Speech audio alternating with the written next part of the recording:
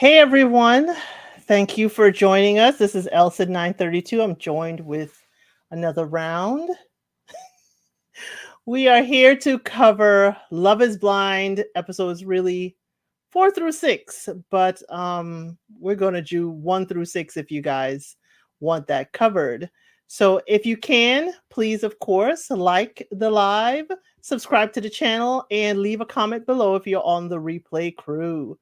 And also please support Another Round JS on her channel because we kind of like our little tag team duo. We cover different shows on her channel and different shows on mine. So you can get the whole collective. Please support both of our channels. So Jay, what did you think about it all? We're suffering for 6 episodes, but what did you think? Whew, it was long, but we got here. We here. We got 6 couples, and I don't know. I don't know if everybody gonna make it to the end. Especially with that cliffhanger of a follow up to the rest of the season. But you know what? I'm gonna say this. There's a lot of potential. There's a lot of potential in the couples. I think this is the most potential season that I've seen. That there's not like a clear no Right. on people. You know what I'm saying? I even some of the no's is not really a clear no. There's things that can be worked on. So if you find yourself in this predicament and I say you really like the person and you really want to be with the person, I probably have some ways that you can get out of these predicaments. Of course, Hannah is Chelsea 2.0. Definitely Chelsea 2.0. You called it. You called that one. Okay. Great matchup because, baby, say what now? Say what now? What not? She might be more on the shorter side, as what Marissa say, the 75% that don't make it. She might be on my harder no because her personality has a lot more intuitive work that needs to be done for herself, that I think she's going to struggle in different relationships outside of her weight issues. I don't think her issues is necessarily her weight issues. I think hers is a lot deeper than the weight issues, which is going to make it a lot harder for her to find her person. Also, her second runner up to that is Monica. Monica is on the opposite end of it. But you know what? When you start to think about their conversations, both of these ladies are kind of shallow in their thinking because everything is based off of looks and beauty when it comes to these two ladies. So yeah. And it's really surprising because most of the men are really interested into their partners. I don't have a definite on a man who is not right now. I don't have a clear definite. I'm really trying to go through it. I know Tim is leaning a little bit in the middle on the fence a little bit, but that's because of the last thing that happened between the two of them. But I think he was willing to still go the distance. I know he's I trying to thought your be. hand just went up. I said, "Is she wearing gloves?" What? He's being into stuff right now. But yeah, it's surprising because sometimes you get that and they get out there and they see their person and just automatically that man is gonna be like, yeah, nah. But I don't have that. I like that the fact that men are waiting to see more of the personality than just the looks this time. So there's that positive to it. Yeah, I agree with you. The ladies have a louder roar than the men. The men do have, a roar in that, the ladies seem to be a little more, I don't want to say cutthroat, but they're real to the point. They're really vocal. They're the ones giving and spilling all the tea. The men spill some, but they're not as vocal as the ladies. And I do agree. I'm kind of biased on Stephen and Monica. I do agree that they can work. There are things she can work on, and there are cues that he could work on, you know, understanding. Because, it's the same kind of dynamic my husband and I have. And, I could see where their challenges lie, where we had to overcome some of those challenges. So it's Mm-hmm. definitely doable for all the couples except Nick and Hannah. But but I could definitely see how Monica came up with her percentages. Mm-hmm. I'll keep Nick and Hannah in the back. I'm not. I don't want to totally dismiss them because Nick is open. right now. But like I said, it would take a lot of work for Hannah, and I just don't think they have the time. So I'm there with you on that part, that it's going to be over for them, because I just don't think he has the time or the patience to really go through that whole process with her. And it would have to really take him loving her that much to be willing to stay through all of that, because she got a lot. I'm sorry, sis got a lot that she got to work through or whatnot. And it's not all her fault, but a lot of it is on her, I'll say. Awesome. We're going to add somebody else to the stage. Welcome, JR or Struggle Hey, Streams. hey. Look like he been working out today. Yeah, had my little workout. How's everyone doing? Good, good. Great. Great. If y'all follow him on IG, you'll realize, the workout he just finished. Welcome. No. We just started on our first initial thoughts on episodes 1 through 6. So what did you think? Yeah, I like the season so far. Quite a few couples seem promising, but I did also pick up a few things from some of the couples where I'm like, there may be trouble ahead, which is normal for these type of shows. So nothing out of the ordinary. But yeah, I'm enjoying it so far. Awesome. I'm glad that the last UK season didn't scare you away. It was actually more entertaining than I thought it would be. Right. I really didn't expect much from DC. I thought it'll be a slow crawl like Seattle, but they're definitely spicing it up. So I want to kind of go based on the couples, and I'm not going to say in any particular order, but we could certainly start with some of the triangles. How about Ramses, Marissa, and Bowden? What were your thoughts on Marissa with each of those gentlemen? And we knew she accepted the proposal from Ramses after breaking up with Bowden. So, what are your thoughts going through with Ramses, Marissa, and Bowden?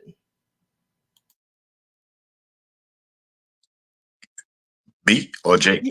Yeah, Me? you could go, Oh, JR. You go. I like Marissa and Ramses. I think that was a good choice. They seem more compatible. Um, Ramses, I think the cultural background may come into play at some point, but for the most part, at the moment, um, they seem really into each other. I like them as a couple. I think this is my actual strongest couple right now. I say that is because they're giving me right now that they're trying to define what they want their relationship to look like. They don't both come in with this list of things, and they're not so rigid that I have to have all of these things hit on this mark. It's really open. My concerns is because of the military background, and I wish my sister was here. Um, they are a bit flirtatious, and they like that, they like being adorned a lot or whatever. And so being that these two are so head in, when she does see her others her other potential, so to speak, how is she going to actually maneuver through that? Is it just all lust right now, or is there things that are holding them tighter together? Because I've currently, my relationship kind of probably started off like this. Most of my best relationships have started off like this or whatever. Um, the endings of some of them weren't the endings of majority of them weren't bad. It was more of a mutual, we just not lining up to where we want to go. Now maybe if we was in this process, we would still be together, what I'm saying, like that type of thing. So I can see the potential in it, but there's also some red flags on self-control with people. Yeah, I agree with both of you guys. The thing is that with Bowden, I felt like Marissa was developing a friendship. I felt like it was like, hey, we're so similar. We could talk about anything, but I didn't hear a romantic streak other than, what advice would your mother give me about you? But I didn't hear romance. That's how I would talk with my buddies, and or any man I put in the friend zone. I'm sorry. But with Ramses, I did detect her trying to get out of her comfort zone. I detected him trying to, figure out how life together would look. We only heard them talk about, hey, I don't want to be a traditional wife, and I don't mind being a non-traditional husband. So they're the only ones I picked up on. Okay, life, you know, after the pods. But yeah, they were pretty hot and heavy real quick. You know, that's grown adults doing grown adult business. And I don't see a problem, per se, unless maybe Ramses is one that doesn't want to talk about it too much, because he didn't. With the men's group, he was like, "Yeah, we good. We're hot and heavy, and that's it." Marissa is telling all the business. It happened right after dinner. We got back to the room. She's telling everything. So I'm wondering if that may be, the only kind of, quirk I see with them that they may have to work on, but that's something really, really easy. I do have a lot of faith in them.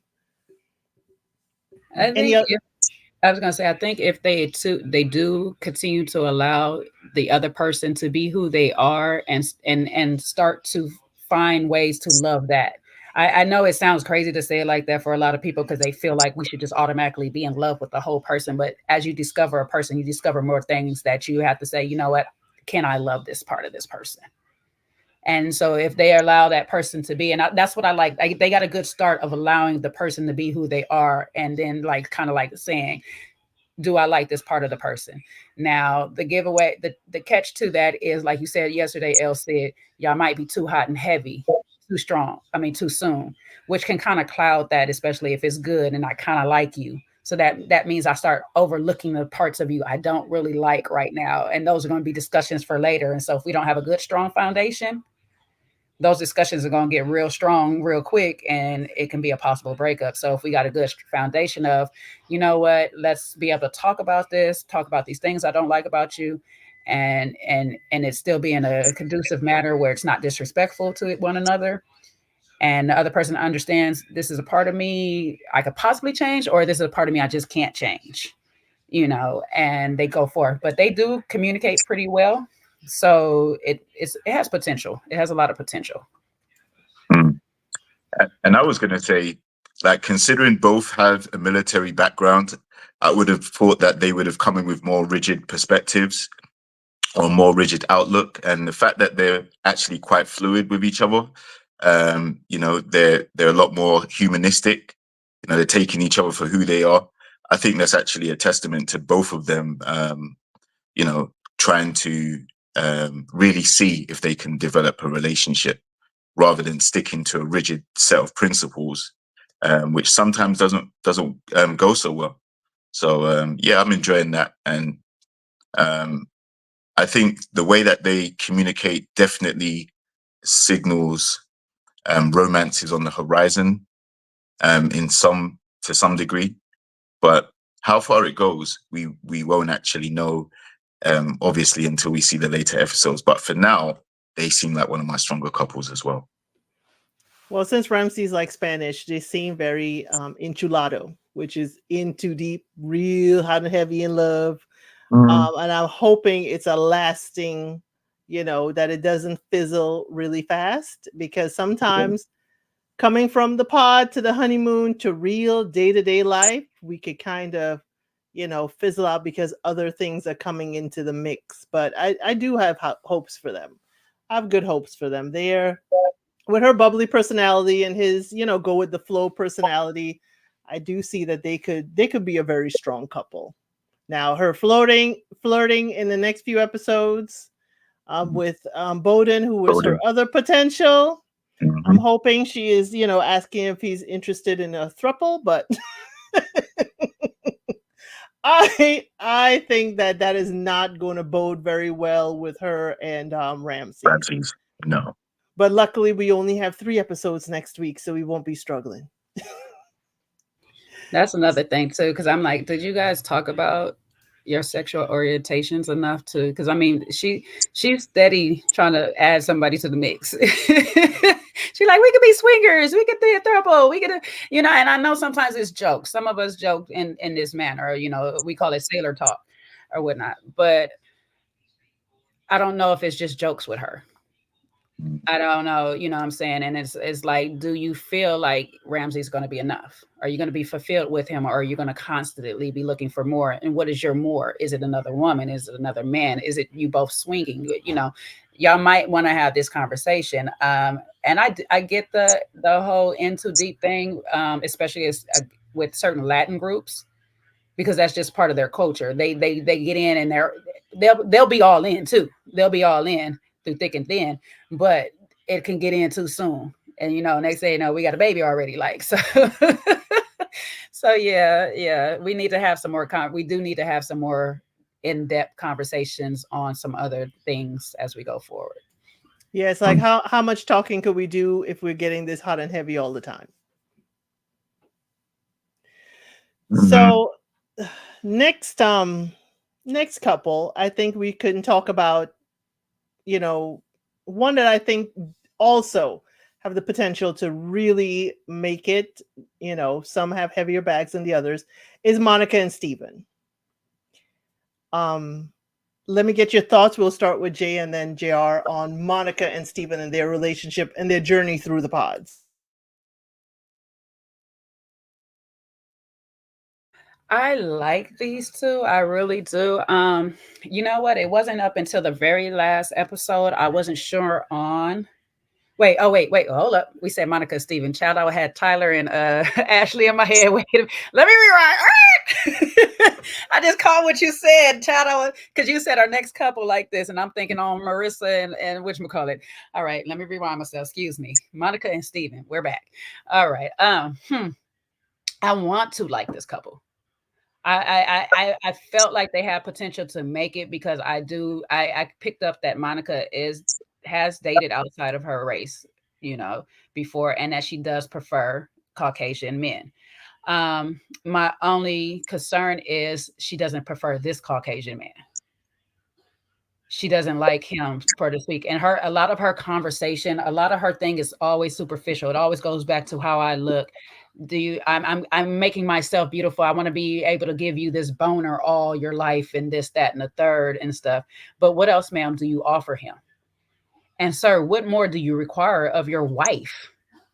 You know, where you can't just keep adorning her with all these compliments on how beautiful she is, but I need to, what else about her that you really likes?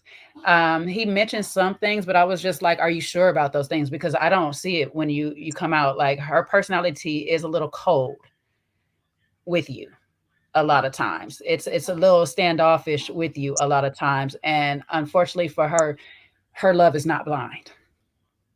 You know, y'all might have built up this good thing, and she does understand that you're a good man and potentially the best man for her, but she's still looking towards certain things. And I get it. Some of us do look at the future of what my kids are going to look like. What is, you know, my family going to say? All of these things, those are important things to look for. But when we're in the right now, how does this person make you feel, and how do they treat you? I think Steven treats her really well, and I think he would treat any woman he really finds that he wants to be with really well. But I feel like he's going to end up in the same position he's been with in the back and previous relationships, like he said, sliding into somebody else's DMs, because unfortunately for him, he's not getting the same reciprocated adornments back. Oh, you're cute is not enough. And then he can't speak and express himself because now he's expressing himself too much. And then when she asks him to speak, he's scared to speak because it's like, you shush me already. You know, and so at some point it's going to be like Steven's going to get tired of being her doormat.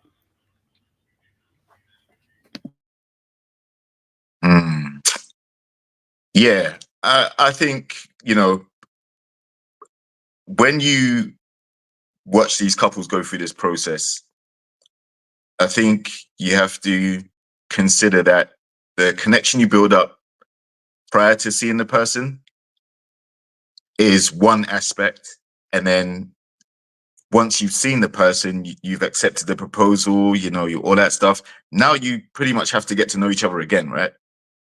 Because now you can see them face to face, and you can see the mannerisms and the smile or the frown or whatever, right? And in this case, being an interracial couple, you know, there may be a little bit of a surprise as to how maybe she imagined him to look and how he actually looks. And that may play into how their interaction's been going now that they've met. He seems like a very cool dude. She seems to be fine and going along with it, but you can also sense that she may not be completely happy with what she's now has, right? And like Jay said, sometimes, you know, when you see the person, it maybe puts into perspective what your kids may look like, or how your family may feel about your interaction, your relationship, things like that. And to me, I think if the like is enough, if the feelings are there, then 9 times out of 10, you're going to ignore all the background noise and go with your heart anyway. So I hope he continues to, you know, be cool and treat her the way he is. And I am mindful that if he starts to feel like he's walking on eggshells, that may also hamper the relationship, because he's now doing it. So he's conscious or overthinking. Maybe he doesn't want to upset her. And then she's also seeing it and thinking he's not opening up as much and he's probably not being himself. So that's where I see maybe a clash coming at some point. Yeah, let me go to this comment by High Vibe. If Monica is caught up in titles and status, it seems to me that maybe she is. She does talk about, she talks about, I guess, her high powered career just a little bit, but she was excited when she heard he was an electrician. So I don't know if it's really that, or if it's, as JR said, seeing him now. Now I can visualize us, mixing and mingling in my life, and do you fit? But I don't like, Stephen. Stephen is so much like my husband. After the party, we are so much to say about the whole party. Not much in the party, but got so much to say on the way home until it fizzles out. But you don't tell him shush, first of all. And you don't, when he does shush, don't leave dead air. You wanted him to make space for you to speak, and now you won't speak. That's giving him mixed signals. It's like giving me, Monica, you don't know what you want, giving me, that you really don't want to hear him. But he's being very attentive because he knew to go check the AC to make sure it's the right temperature for you. When you asked him to go get your slippers, which I didn't like the tone, but that's just me. But Stephen was fine with it. It to me, like, are you talking down to? It sounds down to him a little bit, but if Stephen doesn't feel like that, maybe I need to, butt out of it. But to me, he seemed very wanting to please, wanting to hear what she has to say, but he also wants to be heard. And I don't know if in this instance or coming up that she's going to listen to him. And I don't know if that's, I don't know why that would be, but it may be because his titles. And she did say she used to value people based on the university they went to, the degrees they had, their titles. So I'm wondering if she's downplaying Stephen a little bit because, he has a valuable trade. Hey, we all need electricians, even the people with degrees. Mm-hmm. Go ahead, JR. Yeah, so I agree with that. I won't say it's snobbery yet, but there does tend to be some of the things that she's saying. It does come across as if she's able to look down on people quite quickly, or dismiss people quite quickly if they don't suit her expectation or whatever, right? Career wise, education wise, things like that. And the danger with doing that is once he starts to pick up on that, you know, I mean, he may be giving her grace at the moment because they've only just met, they've known each other 5 minutes physically, right?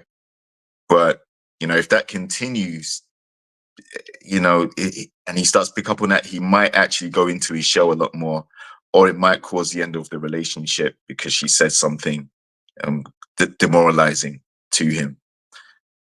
So I hope she is able to correct that, like with some self-analysis, maybe think how he's going to react before you say things.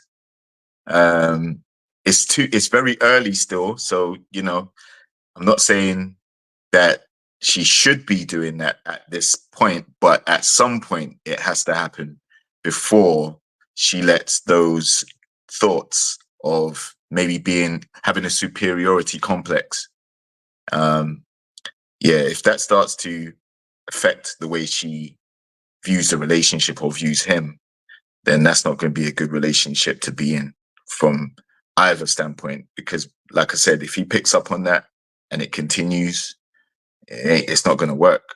Not many guys can handle, you know, being spoken down to, or, you know, go get my slippers, the way she said it, you know, things like that, or even telling him to shush or be quiet. You know, it's very early to be doing that. And no matter what stage it is, it's down to the person to realize that that type of tone or verbiage isn't really going to be productive in the relationship. Well, the issue also is that Stephen has to say something, because as long as he allows her to do it, she says it's okay. You know, it doesn't relate to her that what you're doing is a problem, or how you view me is a problem. You know, you treat me like I'm less than. I'm gathering that she comes from the pageantry modeling world, and me being from that world, I know how it is, especially having some Afrocentric features to me, and that looks like what the looks that they looking for look like. You know what I'm saying? To her, I think she wants the Bruce Wayne type man, who's very, you know, put together, stoic in how he feels in his attraction. Like he, she knows that that person likes her, but I think with Steven, he's overly pedestal. He puts her on a pedestal way too high. He's showering her constantly with that. And sometimes that ick that she mentions, that's the ick for us. You know what I'm saying? Because we do know, like, let me stop grouping myself up in this thing. But, you know, of the modeling world, you know that people fancy your look. And sometimes when they're only complimenting you on your looks, always constantly doing it, it's like, okay, come on, give me, I bring more than just a look. Give me something else. However, she doesn't help herself in that either, because when I wake up, how do I look in the morning without makeup? Do I look good? It's always back to her look. So it's like, what else do you want him to do? You know what I'm saying? So he's doing what you want him to do because this is what you're showing him to do. Shower you on the looks. But she actually wants more than that, because she gets kind of turned off. I you see it in her look every so often. She rolls her eyes when he says, "You are so beautiful," all this stuff. Now he says it a lot. He does say it a lot. And that's what I need Steven to back up on, because he doesn't help himself by doing that all the time. It's like, give her a compliment, move on. Don't just keep staring at her and just say you're all so beautiful and all this stuff like that. We got to move on from there. Let's talk about something else. So these two are going to have to do a lot of balancing work, learning how to balance somewhere in the middle with each other on things. She cannot be shushing him like she's doing. You know, you shush him and then want to have the conversation 5 seconds later. Just go ahead and continue to talk. Let him get out whatever he is, because you guys, the funny part of that whole shush is you were talking about the couples. You just wanted to get to one specific couple. So just switch it over to that couple. Like, hey, yeah, I feel like that, but what did you think about these two? Mhm. That shush was very rude and unnecessary. Just for you, I thought you might have been shushing because, like, baby, let's just be in silence for a second. Well, it was a lot going on. Let's process it. Because sometimes I do like my little silence and I don't want to talk. I don't want to talk. I thought that's what the shush, but not for you to sit here and put a taquito in your mouth and then be like, "So what you think about Tim and Alex?" Mhm. Exactly. Like, what, ma'am? So, I she's gonna have to work on some of her behavior. And you know what? It's not just her behavior with him, because she's very judgmental of looks of Mhm. other people. So I'm like, ma'am, people have more to offer. We all know that Nick might have bigged himself up, but I personally, unless editing left it all out, I mean, all of it out, there's only one time I can think of, and he even said he was a skinnier version of that person.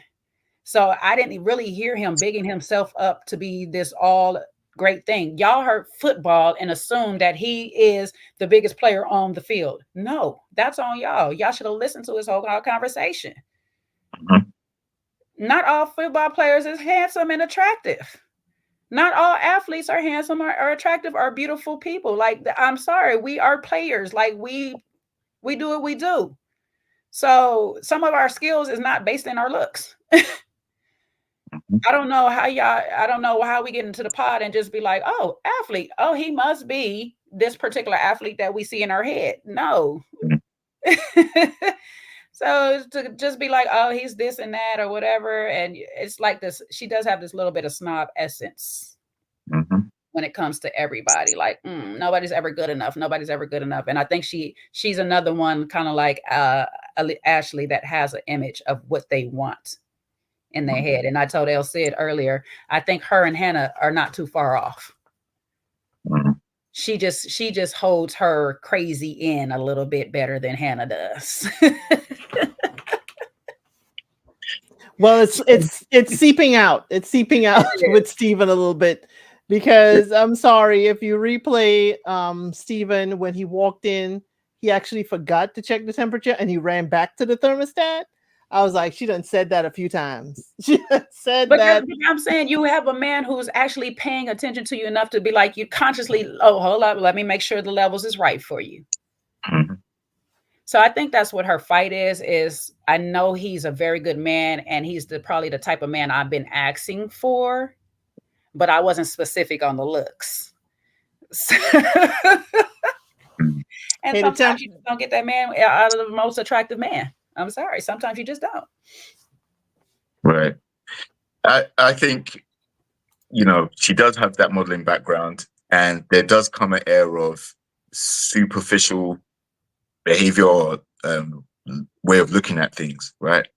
And I think because she also has probably heard all of those compliments before. Oh, you're beautiful. Oh, you look so nice. Oh, this, that, the other. You know, now she wants someone to see more than that, right? But if she's leading with that most of the time about how her looks are, or do I look good, and all these different things, then yeah, it is definitely sending mixed messages. And also from a superficial standpoint, when she heard football, she automatically brought up a picture in her head that he's going to be a stud, right? He's a kicker or something, right? So he's like special teams or something like that. But that doesn't mean he's not athletic or an athlete. And that goes back to how he looks. And that's where I think she's going to find the biggest fault. So, what she, in my opinion, she needs to do is to understand that if this guy is treating her well, maybe he is pedestalizing her a lot. But would we expect any less in a situation where he's now found the person that he wants to marry and be with? He's going to be complimentary. We would expect that, right? But again, I think he may need to learn more about her in order to be complimentary of those things as well. And she needs to allow that to happen rather than to be so superficial in some regard, right? And the other thing is, just following on for what you said, Jay, yes, he does need to speak up about, these things like being shushed and, having to go and switch on the aircon before she snaps, things like that, right? he does need to speak up about that, but she also has to be receptive when he does speak up. She has to allow him to convey that and tactfully, agree to either, okay, I'll temper how I say things or what I say, or she's going to be really rigid about it and say, no, this is who I am, and I stand on it. Okay, now you given him an idea of how you view him as well and how you see the relationship going. Yeah, he does seem like Steven is, as we say, attentive and go along, get along, but he does need to state, some of, his quirks. Monica too needs to, kind of find a more pageantry way of telling him to shush. There are ways, but that comes with familiarity. That comes with hanging around each other a lot more. More of the, I have a put a hand on your knee and just rub it. And that's the key to say, honey, that's your Grammy music to wind it down.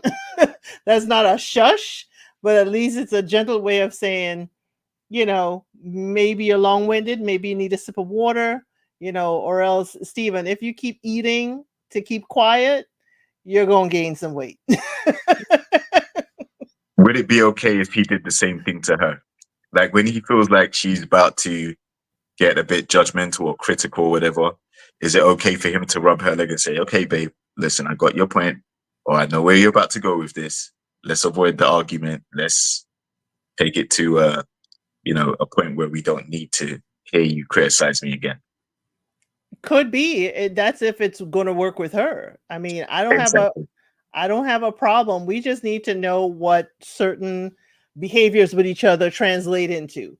And if that's the, hey, honey, you're starting to hurt my feelings, or you're going down a road that may hurt my feelings, you could tap your nose, or you could say, hey, or give me a nice safe word, pineapples.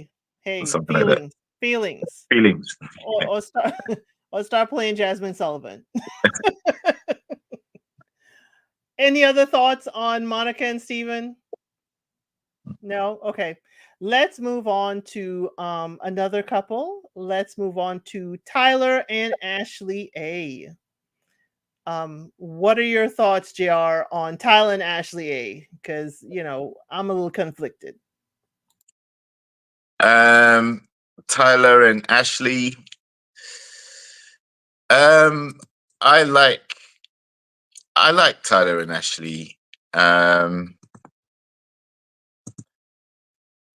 I don't even want to spill any tea. I saw something earlier on today, and I was quite surprised by it. But I'll let you know anyway. Apparently, he has 3 kids, which I didn't know. We didn't know. Production didn't tell us. Okay, yeah.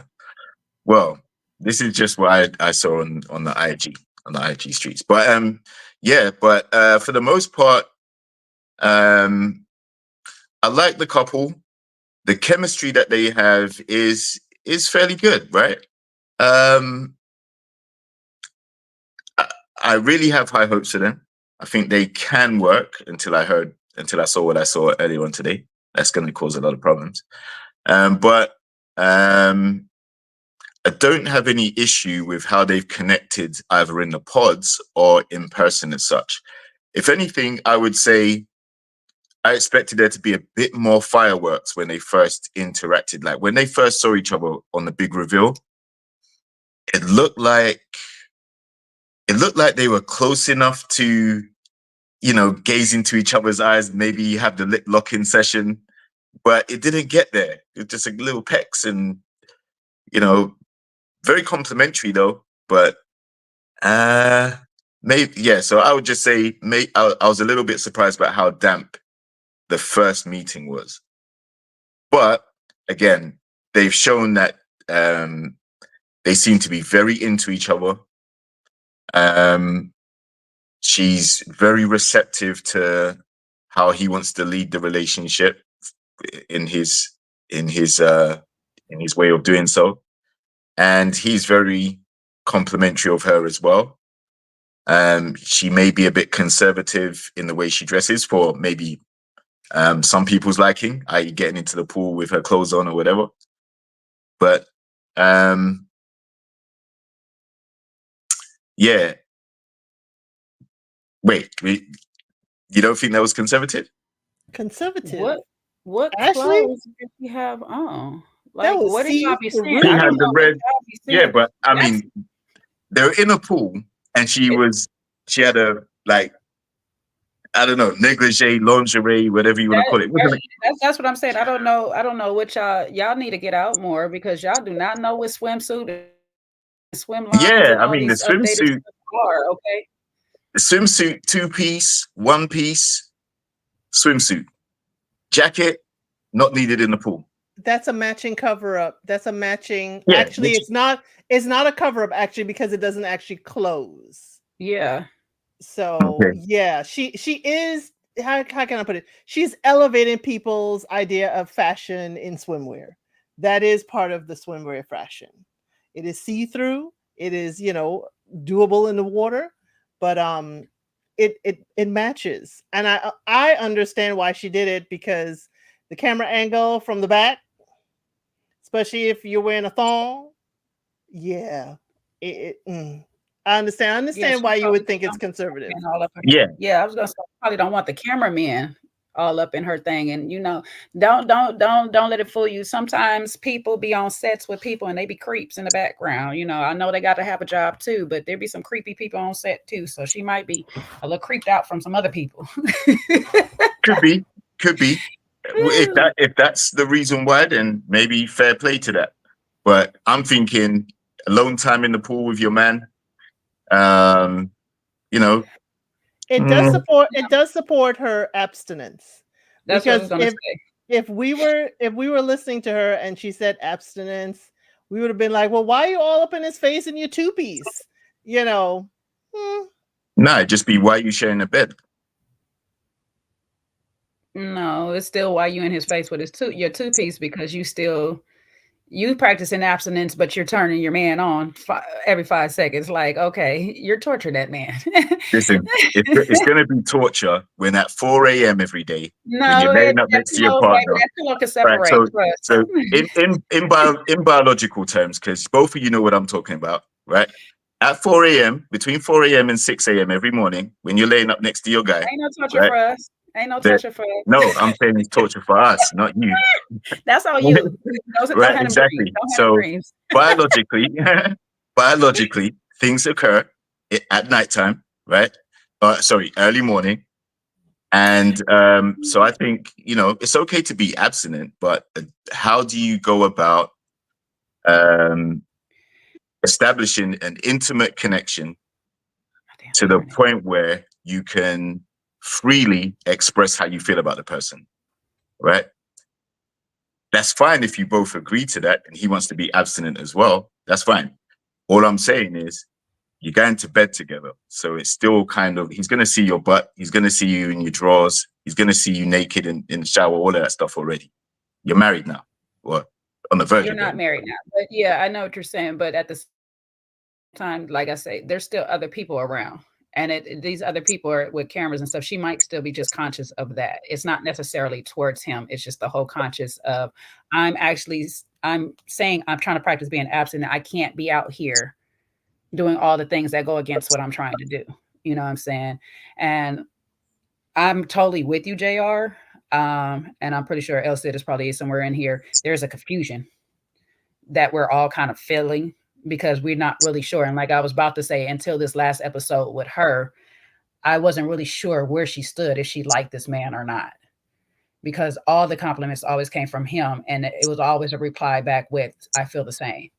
I feel the same tells me nothing. That just tells me, especially in dark arts, that I'm trying to get somewhere with you.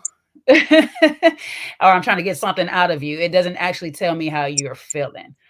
Um, and my biggest thing is not really her being conservative in the pool, but her walking up, but then doing this all the time. She walks up to him or whatever, and then she kind of backs off in the pool. You know what I'm saying? And I started to realize that this might be her fighting her urges. You know what I'm saying? Like she's kind of torturing herself, so to speak. Like you're fighting your urges. Like you really like if I come up on you on the pool, I'm gonna want more, especially if I laid up in the bed next to you and I got your morning hellos. So you know what I'm saying? That's just me. Me and water works a little bit different. So like I can't be all up on you in the pool. You can't be in. You can't come up, swim up in between my legs. We can't do all of this if I'm trying to restrain myself from going there. And another thing she mentioned too is that that's pretty much half of her connection with people, and she realized that she's been giving it away too soon before she had a strong connection with the person. So she's fighting her natural urges is just to let go. A lot of her is fighting her natural urges to let go, which is also possibly going to pose a problem for them because she has to let go of something sometime. Like you got to give him some feeling. You got to let him know that you're into it. So her in episode 6 was starting to do good for me because she started to say, I love you back. She's starting to compliment him a lot more. We heard her compliment him for the girls, with the girls too. I was really concerned that she does not like this man when she seen him. I was like, she don't like him, something about him or whatever. But now that you mentioned that, JR, she has every right why she's holding out. Because I guess that too good to be true that she was feeling is realizing why it's too good to be true. So allegedly, if he got all these babies out here, that's that gut feeling that she was having, that intuition that she was having to say, hold on with this man. That's probably what she was picking up on, because that was her hesitation. He's too good to be true. He's too good to be true. And she already got a fairy tale of what she wants marriage to be like. Could be. Yeah. From the reveal, the fact that she was hugging herself and not allowing her hands to be open for him to even hold it told me a lot. Ashley is always on point. She always looks absolutely gorgeous. And I think that since the robe with the swimsuit matched, I think she came intentionally understanding, if I get to Mexico, I'm going to cover up, just a bit. I think just like Jay, the same was putting me off from episode 1 through 5. It wasn't until almost to the end when she kept affirming to him. I'm guessing that she now feels a little bit more comfortable with him. She's talking to him more. And as you say, they're laid up together. And if we believe what the mixer said, everybody's gotten together. If we believe the mixer, which with Ashley, I don't know. He seemed a little happy giddy, but I don't know if she, stood on business as far as her abstinence, because she was quick to correct him. She's not celibate. She's abstaining. So I would like to get those definitions from her. But yeah, JR, you came with the tea. Tyler and them 3 babies. How many mothers is that? I don't know. Apparently, he's made some videos on live, and that's when it came out. So, see, I knew Tyler has been the first person to be doing interviews in these streets, and I'm like, something happened with Ashley. But no, maybe it's his life. So JR, don't ever be afraid to spill whatever you find in the IG streets, because I'm not out there looking. So I totally welcome it. Any information you bring, but him doing a live saying he's got 3 kids, I'm hoping it was edited out. I'm hoping Ashley knew from the pods and is holding up, because I don't know if I can handle a guy with 3 kids. But Tyler, jeez Louise. I'm a holdout. I'm a holdout judgment quite yet, but we could judge him quite highly, considering we judge the ladies in the same breath if they said they had 3 kids. Okay. Woo-wee. Wow. So, anything else to say about Tyler and Ashley? Okay. So we can move on to, let's try I know a trouble. What is 4 people? Let's go with the Hannah, Nick. We got the orgy of it all. Hannah, Nick, which will blend into Leo, Brittany, the couple that never was.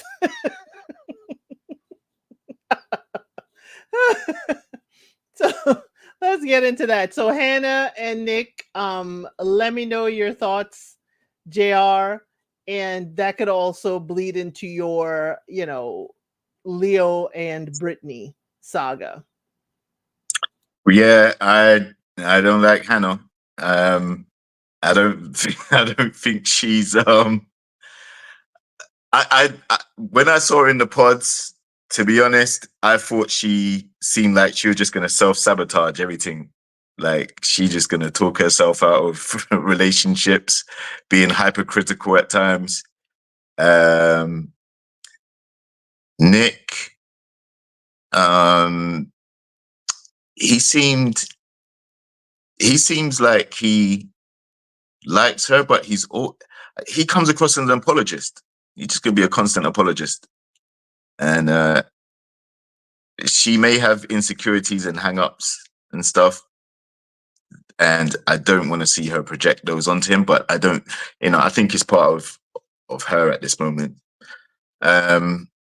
After they met, the Ducks and all that stuff that took place, I think he just wanted to naturally just have fun with her, and she didn't want to partake, so he just went along and had fun anyway. And some people may have a problem with that, and evidently some people um, might think that he just wanted to have fun, and it was her choice to not participate. She could have done it. It's just that there was a tourist there or whatever who was there, and maybe he should have spoken to her and continues to do, or maybe he shouldn't have. But it doesn't bode well for her insecurities, those type of things. Those type of things are going to antagonize and irritate the hell out of her. And she doesn't seem like she's necessarily a forgiving person in that respect. She will hold it against him. So, yeah, that's my concerns with that couple. I feel like she can be hypercritical, indecisive, and self-doubting, self-sabotaging. And he's very much an apologist. So he'll stay there apologizing for everything. Sometimes it may not even be his fault. And she'll see that as a weakness and probably cause the end of that relationship.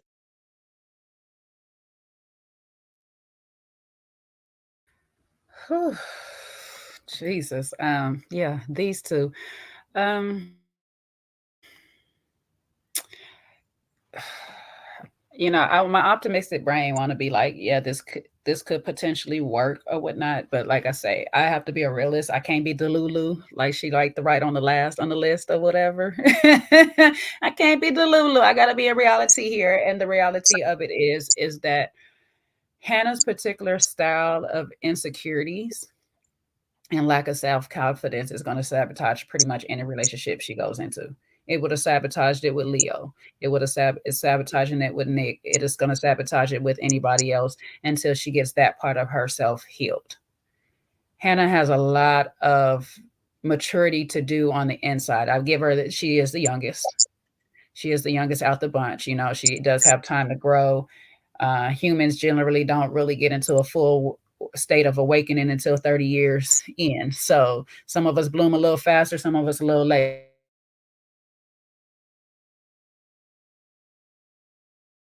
She'll get it. I don't know. Just here go my daggone internet. Am I still with y'all? Yeah, Yeah, you're here. continue. You Am I still with? just burped for a little minute. Okay. I don't know why my internet won't be crazy today, but I feel like if she doesn't do the necessary work on Hannah to love Hannah for Hannah where she is currently, she's going to have a problem. Now, this other problem that Hannah also has is the fact that you want to be judged. You don't want to be judged, but you want to judge, ma'am. Ma'am. Okay, so to be calling him Delulu, I'm gonna need some more information on why you think he's delusional or whatever and stuff. And you feel like he lied to you when you were also misleading in them pods yourself. Okay. Technically he did not lie. He told you he played football and he was a punter. That is on you if you decided to dismiss all of that because you wanted to tell him that you were a cheerleader and you dated the quarterback. That's on you, ma'am. You could have asked more questions so you could have got the answers that you was looking for on him being tall in this. You came in with the depiction of a person that you wanted, and he hits all the boxes as a person that loves you for you. That's what you actually was asking for. Yet you're still going to have an attitude because he's not the greatest looker that you feel. He's not that hot guy that you will usually go for, but your usual go for has got you on the show. Your usual gophers are not the people that go for you. So you actually got a man that is going for you, who is about you and loving you in this state, and told you, if I was to give you the money to go get surgery done, would you go do it? And then when you said, oh, I would do the boobs and stuff, he was like, well, you really don't have to do anything. I like you how you are. But he's also open to saying, if you want these changes, I will let you go ahead and do them for you because it makes you happy. That's what he was ultimately saying. So whatever makes you happy, I'm here for you. Nick, sir, you're going to be a bit of a problem for a relationship because you just kind of do what you want. You just a fly by the seat type guy. And for this particular relationship, you do need a person that's going to fly by the seat with you, that's going to be loosen up and have more fun with you. You know, he's a fun guy. You know what I'm saying? He wants to just go have fun. He doesn't want to have the deep conversations and all these things, but we're going to have the deep conversations. My problem is he should have never went back. She didn't choose you. She kicked you off. So you're giving desperate, which I don't feel like Nick has to be desperate. Nick's personality does not give me that he would struggle finding a woman or whatnot. So I don't understand why you decide to come back and be tortured by this woman the way you are. Because to sit here and find a note that somebody wrote instead of just giving to me, left out purposefully, that's torture to me. Because, you know, like he said, we could have had this conversation, but you just left this note for me to read on things that you hate for me because I went and did a duck race with a. And oh, my other problem with Hannah too is the way she interprets situations. Why you go tell Marissa that lady called you a B?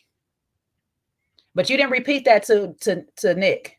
Now, had she repeated that to Nick, maybe she would have heard it. And if Nick said, yeah, you know what, I don't. But you didn't repeat that to Nick because Nick would have shut that down real quick. But you interpreted it to Marissa, oh, that lady called me a B and all this stuff like that, and he didn't defend me. That makes it more worse. And you know that, Hannah. You know that makes it more worse than just that lady said I was jealous. Well, ma'am, you were being jealous. You don't have to be a jealous person to be jealous. So I don't know where you get that from. Like, you really don't have to be a jealous person to be jealous. Like, you have an insecurity, and your insecurity says that auntie over here is willing to do something that I'm not willing to do. So therefore, my man might sit here and go off with auntie. I just, Hannah is going to be her own problem to a lot of things. Yeah.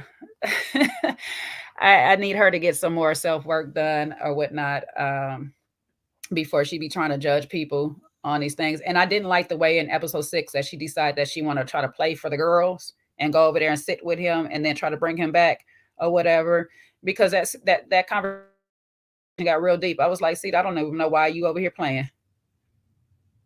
Like, y'all have this lovey-dovey relationship because you see Marissa go sit on her man lap and do this, and they kiss and hug up, and everybody else can be lovey-dovey with theirs, but now you want to play it up. So you're giving me that you just want to be seen.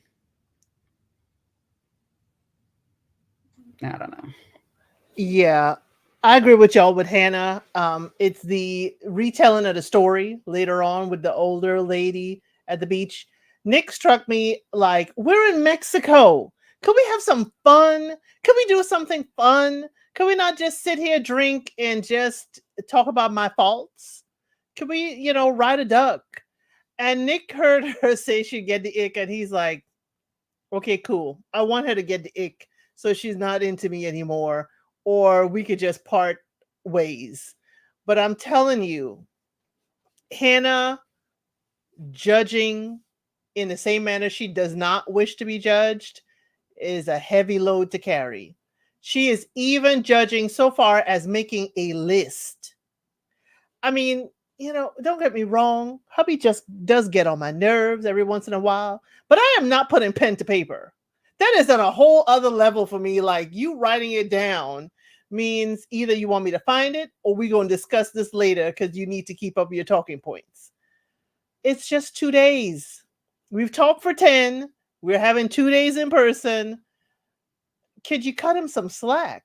He's not disrespectful. He wasn't flirting with the woman in front of you. He just wanted to ride a duck and have a little bit of fun.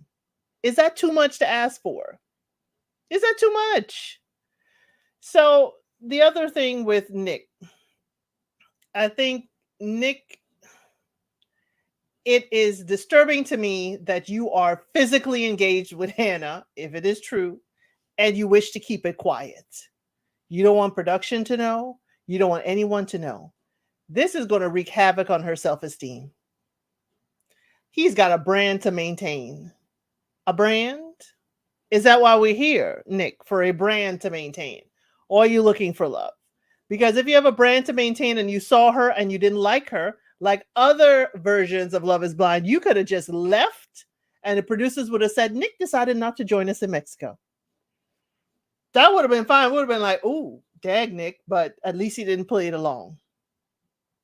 So both of them have stuff to work on. This is, Marissa got a high percentage of 75 for them making it. I don't have that high of a percentage. I don't think they're going to last. I don't know if they'll last to meeting the families. I don't know if they'll last to moving in.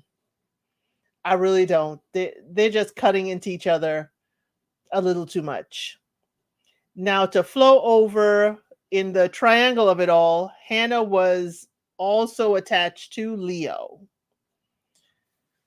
And Hannah, she stands on business about judging people, but she doesn't stand on business with her decisions. And Leo I did not like him pressuring her to change her mind because I thought he just wanted two people he can choose from.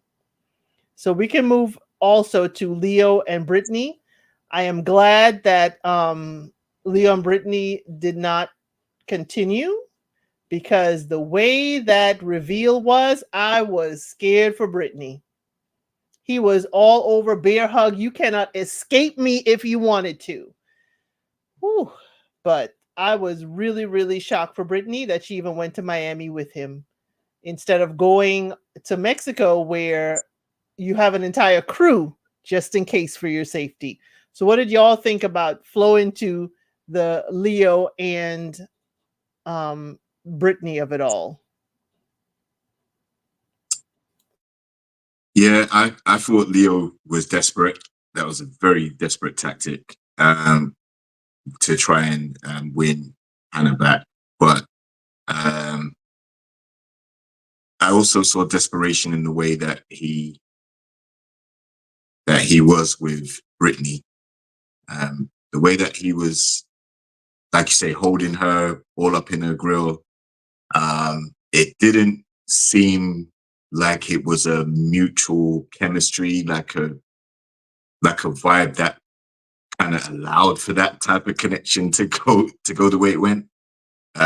So yeah, I'm definitely concerned with that. And with Brittany, now she seems to again, there's slightly hypercritical, self-sabotaging I got from her as well. So yeah, I didn't think they're gonna work anyway.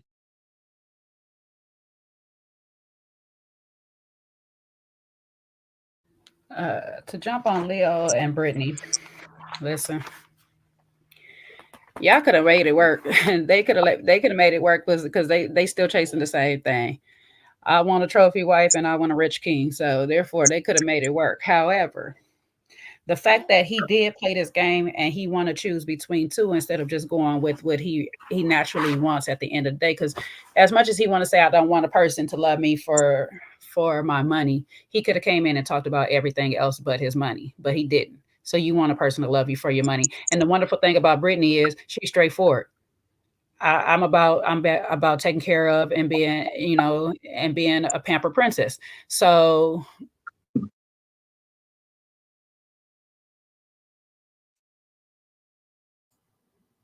You a paused great for match. you paused for a second there, Jay. Yeah. Okay. I've seen it now. They could have been a great match had had he been straightforward and not coming here trying to play a game. But because you tried to play a game, you lost Brittany. And I'm still confused on why she chose to go to Miami and with him, regardless or whatnot. I guess just to get the one up off camera. Because I'm thinking, had he just stood his ground and not try to go back and forth with Hannah like he did, they would have been in Mexico and we would have been seeing stuff happening with them. But because he tried to play her, I think she didn't want to go to Mexico with him, knowing that he ran back to her after try to pressure Hannah. Now that whole pressuring with Hannah that he did, that was very unfair of him. Because just because you decide that you want to wait to the last day doesn't mean that the other person has to make that decision with you either. She has all fairness to say, you know what, you got too much going on, and this person over here is showing me direct attention. I'm going to leave you alone. Because she don't have to wait on your time frame. But you know what? I'm glad he did it because it showed me that Hannah was not set on her own thing and her own decision. She could easily be swayed. It's just sad that Nick didn't pick that up. And Nick didn't get a chance to pick it up because she made her decision before that whole event took place. She called Nick back before that all took place. So that should have let Leo know right there. You dismissed the man and you let him go back. Let me not even waste my time with you. But I just want to go back to 10 things I hate about you. I hate the way that you smile. I hate the way that you dress. I hate the way that you make me laugh. Like that, like if she don't get this rom-com up out of my face, Hannah, like, girl, please, okay. I don't know. I seen the clip and she's only going. That's why I said she's Chelsea, because she's only gonna get worse. Because in that clip, the thing that she said that stuck out to me, I was just like, ma'am, are you freaking kidding me? Ain't no way you think you did what you did in these 2 weeks, 10 days, whatever, however long y'all been together. You didn't do nothing for this man but drive him crazy. Okay. So I hate to say Nick gets what he got, but you're gonna get what you got because you came back. You should have let her let you go on that plane. You said, ma'am, you made your choice. I would have came right back in that pod just to tell you you made your choice. You dismissed me before your time was up. That's on you. Okay. And Brittany should have did the same thing. I'm sorry, because that man sat there and pressured that lady until she cried, and sat there, kept telling you, "You're both my number ones." How we got 2 number ones?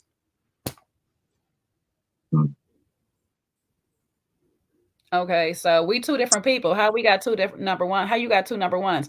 And I get what you're saying. You like her for these reasons. You like me for these reasons. Don't gaslight me and saying, "Oh, you're so smart. You're so beautiful. You're this and that." Whatever. So I'm waiting for a reunion to see if one of the 2 come back to tell us what happened in good old Miami. I'm pretty sure Brittany will be the one that come back, though.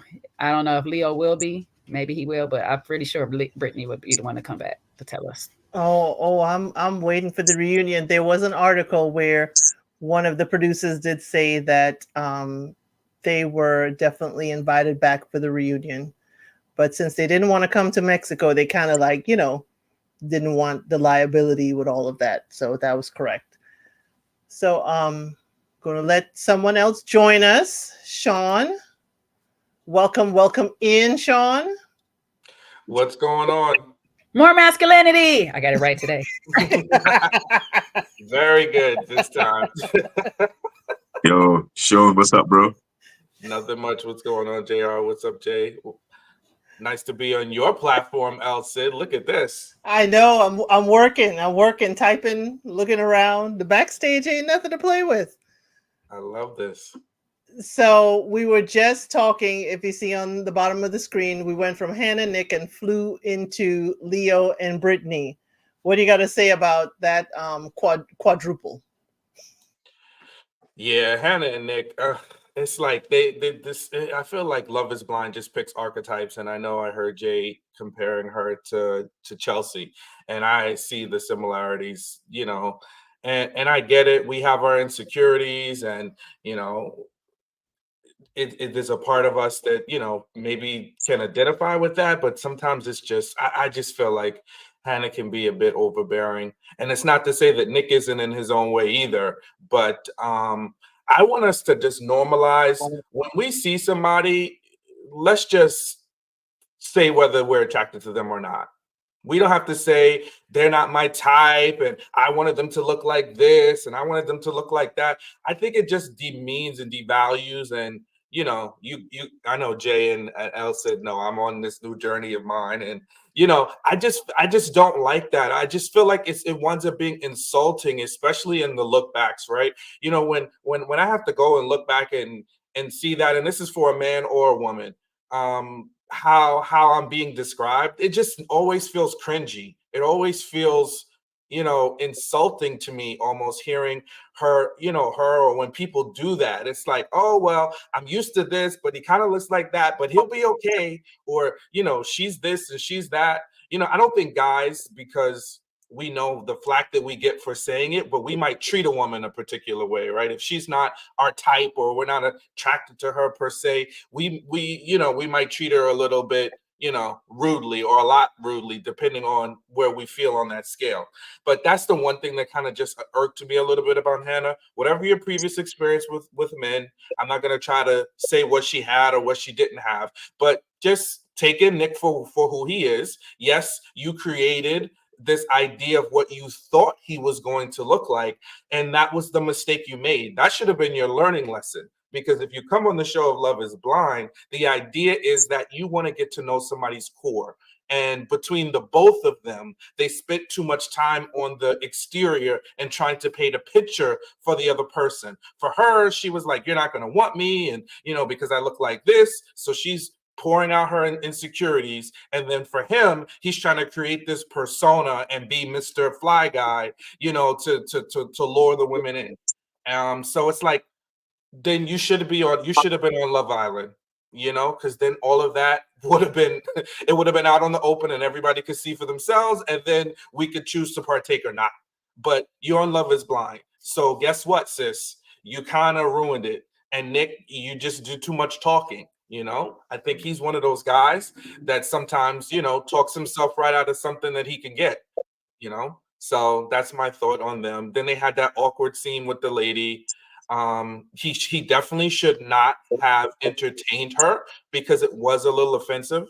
You know, he could have just checked in, you know, afterwards and used it as a moment to converse, like, hey, I just wish, you know, I just wish that, you know, when I want to do something fun, if you don't want to do it, that's fine, but just support me from the sidelines, right? And stop calling that lady old. She was not old. She was an auntie. She was an auntie. She was a lady of a particular age. She wasn't that old. She was in a little bikini. We always said auntie. We said auntie. We didn't call her old. No, she said that older woman. She kept calling her older. Hannah. Okay. Yeah. Oh, she is older. I just didn't like it. She older than Hannah. You know why she. Everyone's older than Hannah. That's what I'm saying. But that's her insecurity talking for that lady, because she has to place herself in scope of where that. Oh, it was an older lady he was hollering at. Like, it was another lady. That's all you needed to say. He was hollering at another lady. Like, yeah, he don't respect me because he talking to the old lady. Like, then that makes your case dismissed, because it's like, girl, he ain't think about that old lady. If that's the case, if it's an old lady. Now, if she said auntie, then auntie, I'll be looking like he was talking to an auntie. What the auntie look like? Girl, you better watch him. And that lady had to be looking at them for a while because she was facing them, if you look at it. And that's why she jumped up, you know, like, don't be jealous. Don't be jealous. Leave it alone. If you wanted to ride a duck with your man, come ride the duck. But the thing is, the lady rode the duck. Like, we got to see her ride one time and she went on about her business. Okay, bye. And then he was riding by himself. Right. Well, and like I said before, he could have. If she was so pressed, if you want to be on press. As soon as that lady said, "Don't be jealous," I'd have jumped up. Okay, let me get the flag. Let me show you how less jealous I am. I'm gonna set these markers for y'all. Here's where the race ends. I'm gonna tell you who won, who didn't win. Okay, ma'am, I'm participating now. Thank you. You got me in this. Exactly. So as I said, the lack of participation, that kind of worked against her. She could have enjoyed that fun time with him, getting to know him in that moment. But I think two things.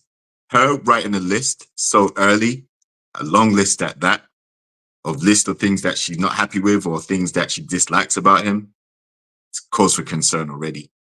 And also the way that she explains stories or situations that happen in their relationship to other people, that's also a concern.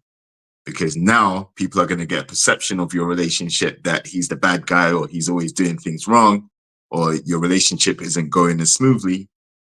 And then they're going to say, well, why are you here? And I think she had one of those moments in the pods where she complained about a situation so much that they were just like, yeah, you got to leave him. You got to leave. You know, you got to cut him off. And she didn't want to do it. So, yeah, Hannah, I will give a little bit of grace and say that she is the youngest. So she may not be fully mature in the way she goes about relationships and stuff. But as I said, she's doing so many things that can be detrimental to the progression of the relationship from her side. And like I said, from him, he definitely is an over-apologist. And she seems like she'll just prey on that and see that as weakness rather than him standing firm and saying this, that, the other. I'm glad he did challenge her on the list, though, because if the roles were reversed and he wrote a list about the things he disliked about her, I guarantee she would be too soft to be able to take it. So she can dish it, but she can't take it. What we saw with her saying, when he said, I'm not the only one delusional, her face said it all. She was like running through like, oh my God, what am I delusional about? Da, da, da. And it's like, you're being delusional that you're being nice to this man. You're being delusional about a whole bunch of things, that lady called you a bee. You're delusional about a whole lot of things. Be careful of the list that you make, because that may be your internal list and not the list for the person you are making it for. That's just my advice for you, Hannah. I know you got some growing up to do. I know you're probably tired of hearing that, but I'm hoping you learned a lot. The previews don't give me much hope. Previews don't give me much hope with her telling him, I made you into the man you are today. Yeah, that does not bode well in a relationship. Not at all. Any other thoughts? Hannah, Nick, Leo, Brittany? Yeah, I didn't get into Leo and Brittany too much, but I think they spared us from chaos because, I think they both had a lot going on, more so on Leo's side than Brittany. I know it's an overused word, but when I'm telling you, I think we saw gaslighting in what did they say in HD? We saw it because the way he spun out of control when Hannah wanted to leave him, and then afterwards to go turn around and tell her, oh, well, hey, just please, advocate for me to Brittany.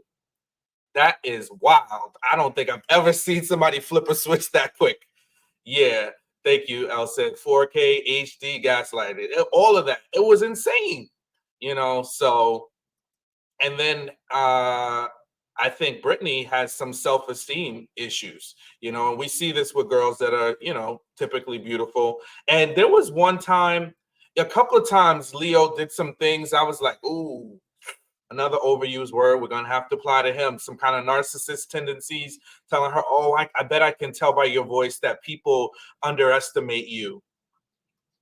They probably don't think you're that smart. I peep that. That's dangerous. That's beyond dark arts. That's like narcissism. That is sowing seeds for some abuse down the line that he's going to wield against her, because it's little things like that people do. And then she wasn't listening to, and I think this is for all of us. This is a cautionary tale.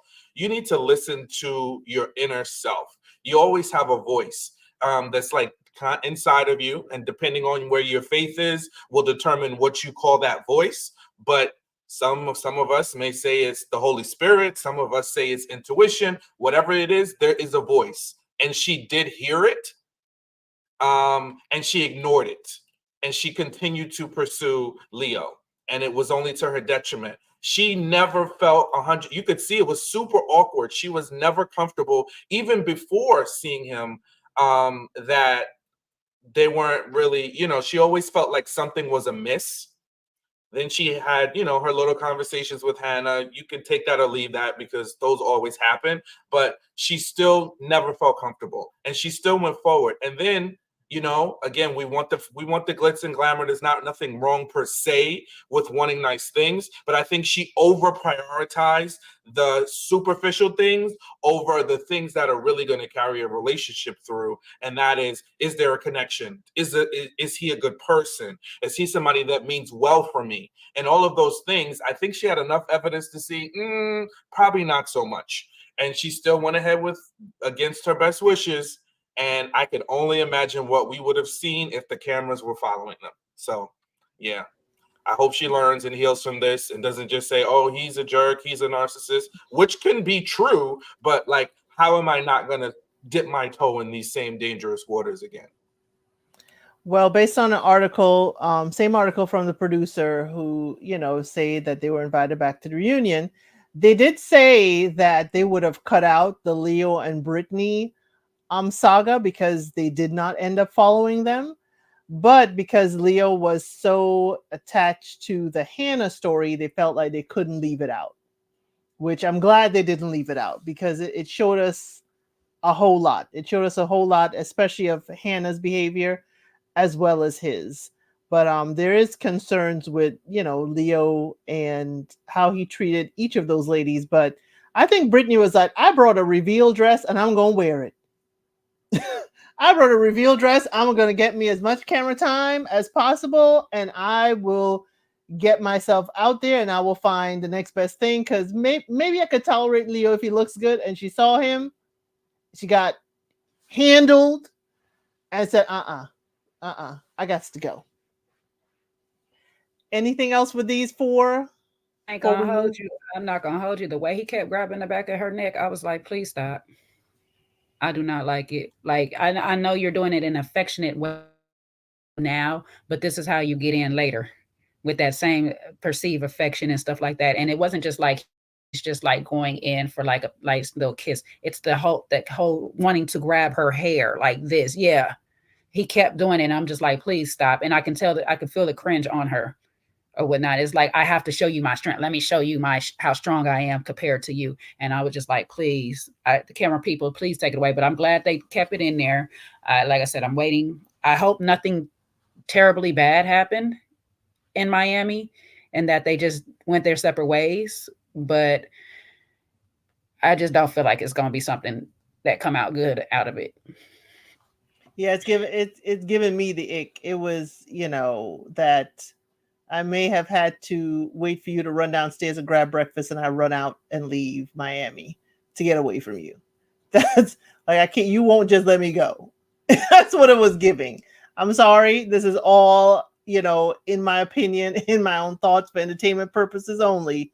But the way Brittany reacted, her stiff back and keep pulling away from him, they're just some body cues that, for those who don't understand, many of us who have been possibly or seen that situation, we could see that Brittany's trying to give herself at least an escape route, at least, some room from him.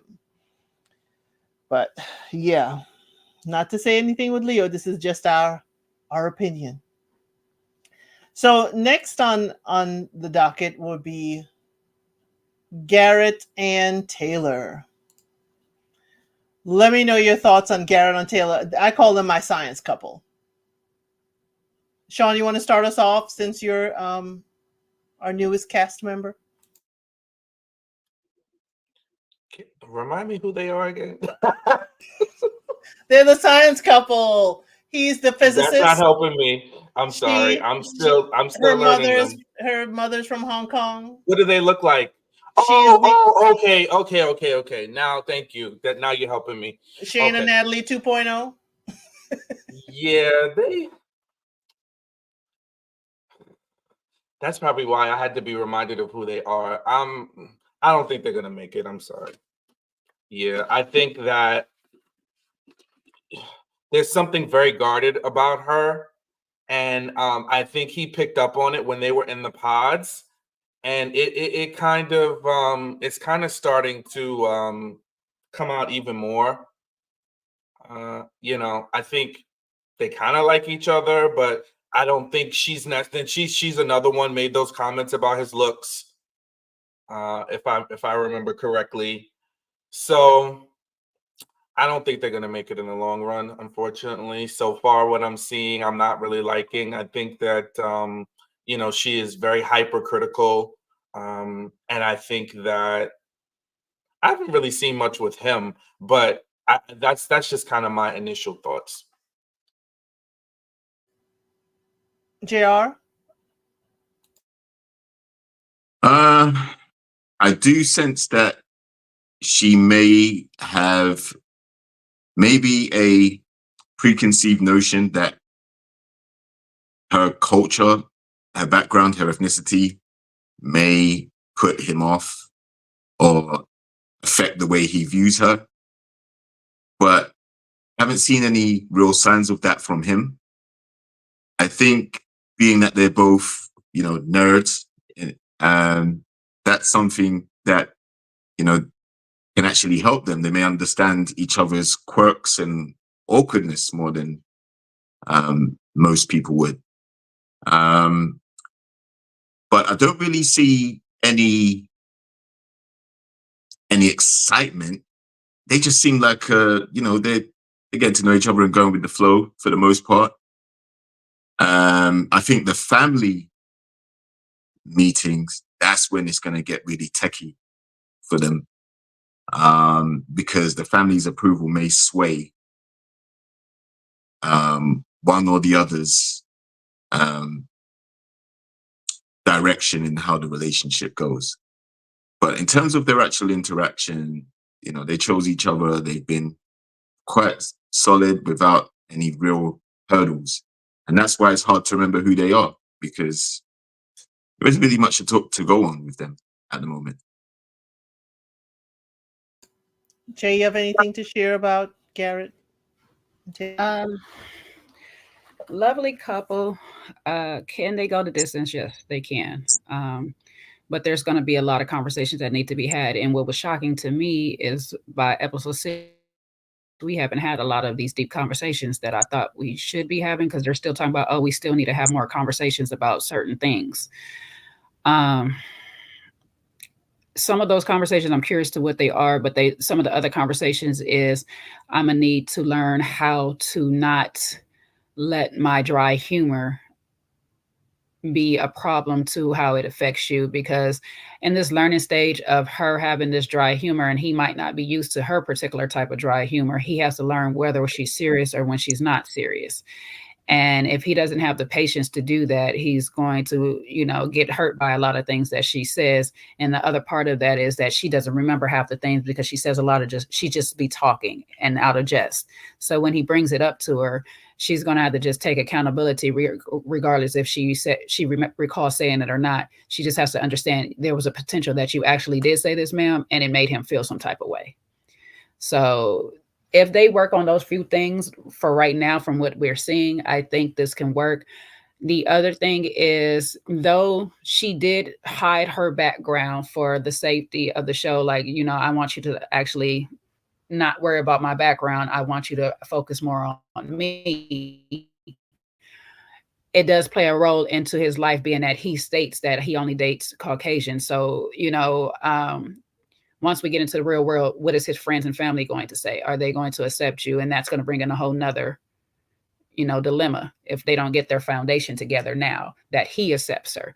I think she's very beautiful, especially when I seen all her freckles across her face. I was like, man, you can do less of the makeup. I like all your freckles and stuff. It's very, very cute. You know what I'm saying? And he seems to be into her enough. And they do match they lie in a lot of things, but like he said, we are both powerhouses in our respected it stopped again. We're both powerhouses in our respected fields, so we have to work on how that's going to look like when we get out of here and we have work that precedes this part of our lives, because this is fairly new, and we might both just dive into our work more than anything. And the other thing that I kind of don't like from Jared, but she seems to be okay with it, he likes to throw that B word, the boss B word a lot. He's real comfortable with saying it. And I'm just like, and he picks up and she was like, wait, you called it, like, she didn't really say on that part, but when he said aggressive, she picked up on the aggressive word. I was like, you okay with the B, but you picked up on the aggressive. Okay. Well, I'll let it be, he one of the homies, I guess, But I was just like, you comfortable, sir? Because it's twice you just said it with a straight face. Like, okay. So I don't know. They're gonna have to work on probably understanding each other's communication styles. She seems to be a little bit okay, but she's definitely gonna have to be conscious of the things that she says to him. Because once he addresses it, that means that it became a problem, ma'am. So just take in heed that he's saying sometimes you just say things and you might not realize you're saying these things, but these things affect me. So, I think Garrett also needs to. I hope he's listening. He is listening. I shouldn't say that. Let me rewind that. Garrett's listening, because for him to say that she has a carefully curated, personality after the hours that he's speaking with her, something told him this isn't your true self. So the physicist is telling me that he is either the scientist or the analyst or the statistician, because he is very observant of all that's around him. And, Garrett, like I said on Kojo's channel, she is fixed on this avocado bearing fruit is when she will bear fruit. Put some root growth hormone in the thing and it will bear fruit quicker than the 5 to 7 years. And you can get started on your family.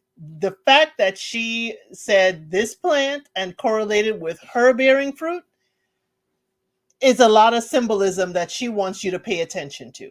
Yes, she has dry humor. I have the dry humor like Taylor, and Taylor needs to understand he is new to you. So most things may be lost in translation, or it may be lost in feelings, because you say the wrong dry thing and it could get somebody's feelings all in a wad.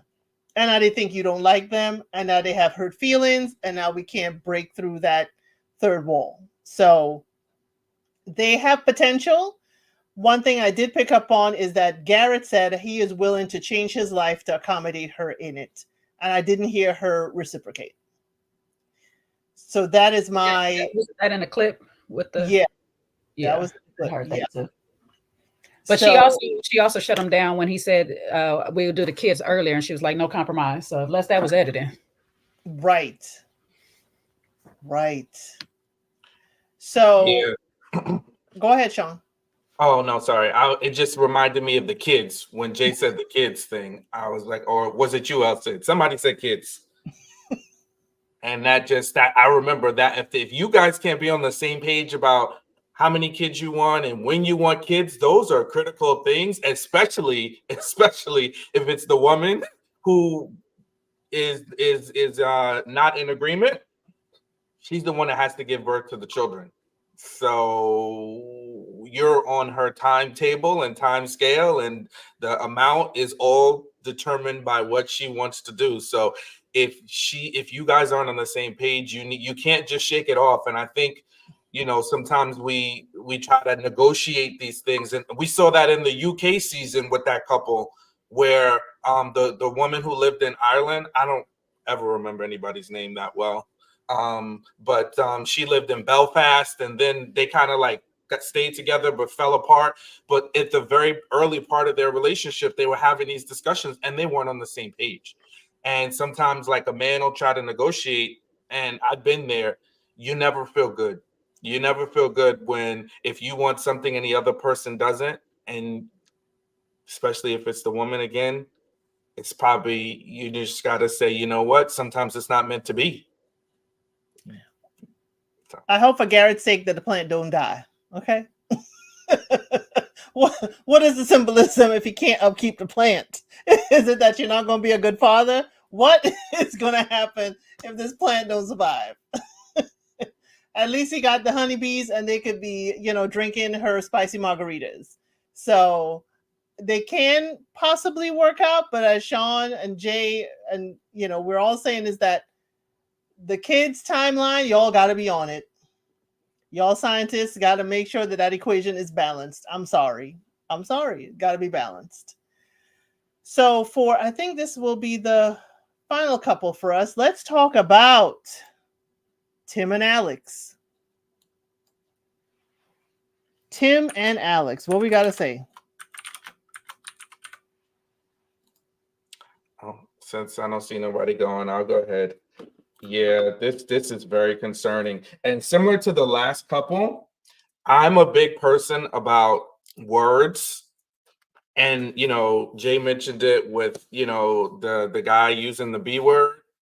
And on the flip side, I think Alex, she's just a little too sharp with her words. And I think sometimes we think it's cute to do those little, oh, I'm gonna poke fun at you. But those things, and this is my opinion, some people could be like, oh, well, I can do that. That's my personality. I think it's a danger zone because you start to sow seeds. When you start to nitpick at somebody, like, oh, I don't like your style. She told him she doesn't like his style. She was like, I told you I'm a little difficult to handle. I'm paraphrasing, using her own language. I just think we have to, there's parts of our personality, although they're things that we might be used to doing. I think especially if you're entering into a marriage and a new relationship, those are some things that I think we might need to undo. So I think that is where, that's kind of where I stand with Alex. And then it comes to find out they had some big scene. I wish we could have kind of seen it. But maybe we didn't see it for a variety of reasons. But yeah, her putting her hand on his mouth, no bueno. We just can't do the physical. And I understand, it was in an attempt to, maybe stop him from talking because, to Tim, he got the little bit of the yabba jabbas. He just be yapping. His sister, and a little bit of too much trauma dumping that he's doing to Alex. And then I feel like it's very one-sided. Like, you just got to listen to me. Like with the other couple, I'm sure you guys probably discussed them already. What's the guy that looks like Thor and the other girl? I don't know her name. Steven and Monica. Yeah, where I thought at first I cringed, but I thought she kind of respectfully told him to stop talking too much. I kind of was like, okay, maybe he is doing too much bumping of his guns. And I think Tim does that similarly, where he just goes and goes and goes, and you don't leave room for somebody else. So much so to the point where he said his love language is listening. That's not really, I didn't know that to be a love language, but hey, I'm learning a lot of new things today, but I didn't know that a love language was listening. Because what it sounded like to me was shut up and let me talk.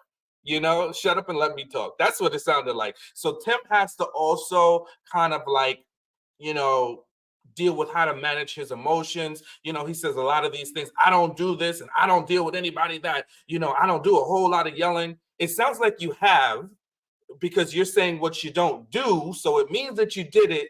It kind of sounds like, and this is my interpretations of me decoding what he says. You don't like to argue. It's never to say, because you're not a human being if you've never got into a disagreement with somebody. Either something's happening where you're not even leaving anybody room to disagree with you, or you doing it and you're trying to ignore it. So I just feel like, he has to also work on his pacing. But I definitely support him in disagreeing that she has a right to handle him in that way. So I like what you said there, Sean, that you saying I don't like to argue, or I don't like who I am when I argue. That could also be the thing is, and stuff like that, because that's the case generally is. I like to argue, trust me, I just don't like who I am when I do it, okay? But I do have my moments where it's like, okay, today is the day, I got time. All right, let's go. But I hear you, and him saying his love His love language is listening, but cut her off every chance he got in the pause was crazy. Like, what? She was telling you a story. It was like, yeah, let's get back to me though. Let's talk about me and my sisters or whatnot. And I just knew he was going to be the problem. I was sadly disappointed to find out that she is definitely a problem herself. Okay. I could see it coming because, like she said, she's one that can go toe to toe, and she's into arguing herself and going back and forth. And I really don't like when people say they like to argue. I don't mind you saying you debate, because debate tells me that there's an art to debating, and if you understand debating, you have to listen to the other party's side because you have to counter what they're saying. So that means you're taking in or whatnot. Now, granted, the whole debate, the counterpart sounds like an argument to it because you're just going against it. But at the end of the day, usually debates is to find an understanding. You know what I'm saying? Now, my understanding might trump yours, but it's to find an understanding. But you know what I'm saying? But when they say they like to argue, that means that you're willing to cause conflict just for the sake of having this back and forth. So you get something out of it and you disrupt my peace. And that's what I don't like. You know what I'm saying? Then another thing I don't like what people tend to do is what she did in this particular moment, how they described it. Granted, we didn't get to see it, but how they described it is he approached her because he felt she wasn't feeling right about something. Something changed. So he, with his concern, he's like, let me see what's going on. She says nothing. Then in turn, it leads him to believe, oh, it must be something with me. Then she throws in, no, that's just your insecurities, without any explanation on what I'm dealing with right now. It has nothing to do with you or whatever and stuff. That's easier to say than that's just your insecurities. That you're saying that's just your insecurities dismisses the fact that I still feel now like it's me.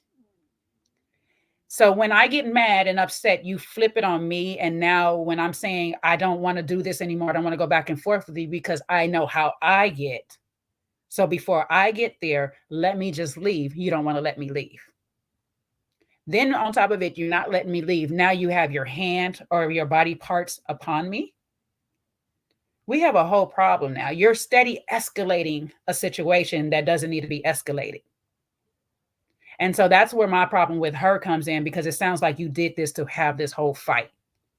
Just at the end of the day, it'd be like, I don't want you to leave. Well, ma'am, you just said you're homesick. So go home, because I'm going home too. Because I told you already before, this is not something that I like to do or that I actually engage in. I might not have worded it right, but that's partially his fault too, by telling her, my mom said I need somebody to bark back with me. So that told her, oh, you need somebody to fight with you. Okay, well, let's go. That's my area. Let's do this. So that, you know, again, we're at it with another couple. You getting what you asked for because you're not asking for the right things. I don't want my peace disturbed. So please, I don't want to fight you on things. So can we talk about this? Can we have a conversation about what's going on? Can we sit down and be at peace? And when we get heated, can you just let me leave? Respect my boundaries. And again, she didn't do that at the end. He said, I don't want to come closer. So what she did, she drew herself closer. And then you force yourself upon him or whatever. So it's like, just back up, give him some space to process what he got going on. Let him think about if he wants to stay in this process and come back to the bed with you, like you asked. And he respectfully said, I need to think on it. Give him his space. You cause an issue, so you can't just fix it by, oh, I still love you though. That doesn't work, because now we're just sweeping the issue under the rug. We're not actually addressing it. Give him some time so he can formulate the words that he wants to say without saying them out of anger and stuff, and actually have a conversation with you. That's what he's ultimately asking you to do. Respectfully, let's have this conversation where we're at cooler heads, because right now I'm just not there. And I'm going to say things to hurt you, because some of us do this. When we get pissed, we say things to hurt the other person just to shut them up. I'm going to say things to hurt you so I can hear silence, because that's what I want right now. So it's looking like he's potentially going to stay and try to work it out, which is also another thing I was going to say was a fear of mine with him, because everything, it seems that gets tough for him. He drops out. He dropped out of college. He was ready to get out the Navy, you know, nothing longevity. And you can't do that in a marriage. You're going to have to learn how to work through some things. So maybe him staying, I know a lot of people is just like, go, go, go. But maybe him staying is trying to learn how to work through it. But that's going to take her to understand that you just cannot force yourself and just think that it's going to be okay at the end. You're going to have to sit here and actually listen and hear him out, ma'am. And so you can't be cutting her off talking about my love language. You acting as delusional as Hannah talking about I want to find man, but I ain't in the gym myself. Now you're gonna have to listen too, sir.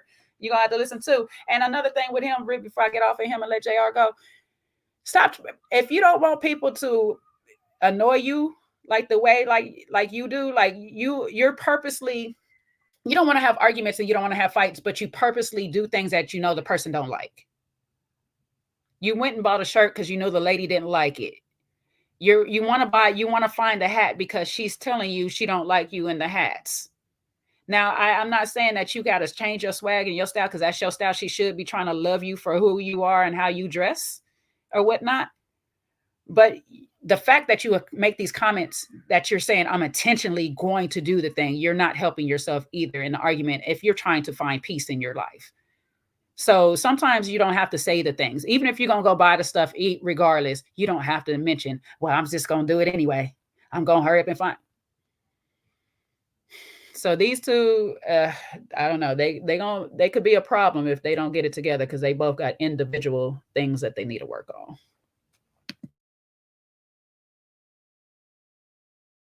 Yeah, this couple, to me, I see problems. I'm very doubtful that they're going to make it. Again, this is the early stages. This is the honeymoon period. This is the period where you're meant to be, getting to know each other physically, spend time, have fun, get to know each other, create memories, all those type of things. And the memories that you're creating are already memories of being, standoffish or, antagonizing each other and things like that. So it doesn't bode well for a future if it continues this way. She says, she likes to argue. He doesn't.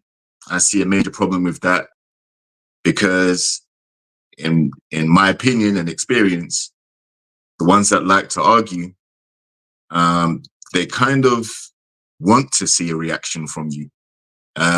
It's like a form of you caring because you're getting so passionate. It's bringing out more emotion in you, right? But the counter to that is, like Jay said, there are times where when things get escalated and you're having those arguments, words come out that are inflammatory, incendiary, disrespectful, insulting. And from a male perspective, that's never a good position to be in, right? You never want to be arguing down with your girl, and then because what you say as a man might be more harmful to her than what she's dishing out, right? So I don't see that being a good mix, in particular at this early stage of their getting to know each other. With regards to the things that he does to antagonize her, yeah, he does seem a bit talkative, and he was kind of trauma dumping as well. And she may not want to know all of that, and that's kind of dampening her ambitions about the relationship, right? Ruining her momentum to a degree. I don't think it's a good idea to go too deep on your traumas and everything so early. You can articulate them, but when you stay fixed on it, that means it's still there and quite prevalent in where you are right now. And then when it came to the mushing or the putting the hand over the mouth and things like that, that's a no-no. I don't think that that's the way to resolve any situation, because then it feels like he's not being heard and he may start to withhold information or tread carefully about what he says in the fear of inciting an argument that she is quite willing to participate in, but he wants to completely avoid. And then the choosing of the hat, I think he liked the hat for a start. And that's the most important thing, right? It's too early to be, you can't really dictate on how you want your person to dress anyway, but you gave your opinion, he heard it, and he still went with what he wanted to do. He still liked the hat. So you just have to accept it and move on. It's not a bone of contention where you start to, make a bigger deal about it than it has to be. It's just a hat. It's going to come off. And the craziest thing, He ain't JR, gonna wear it 24/7. he didn't even buy the hat. He said he knows his hat is somewhere down there. He's still looking for the hat. Yeah. So Right. But seeking her approval before he goes and buys it, that's the issue, right? He shouldn't have to. If he says, you know what, this fedora fits me, I've always wanted one of these, there should be no problem with him buying it. It's just going to sit in the closet most of the time until an occasion comes where he feels like wearing it. It's not a big deal. But again, if you're with someone who likes to argue, then this is the type of thing that they like. Because the moment you do something that they dislike, that's their area, that's their zone. Okay, now we can start arguing about it. Now I can put and provoke and then get a response, and then that kind of, we can have makeup kisses, makeup intimacy, or however far they want to take it. And some people get a thrill off of that up and down. So I don't think the relationship's going to last between them, to be honest. I hope I'm proven wrong. I would rather see success, but it's going to take a lot of communication and a lot of understanding and respecting of differences in order to make it work.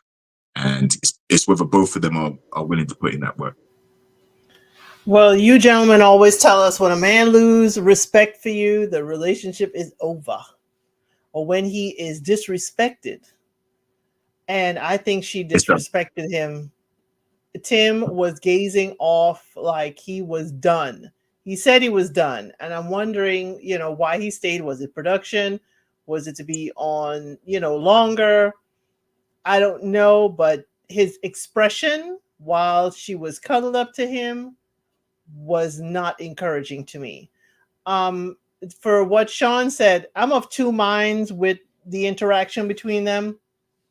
I'm glad I don't have to see another Black woman acting up and then disrespecting her man on TV.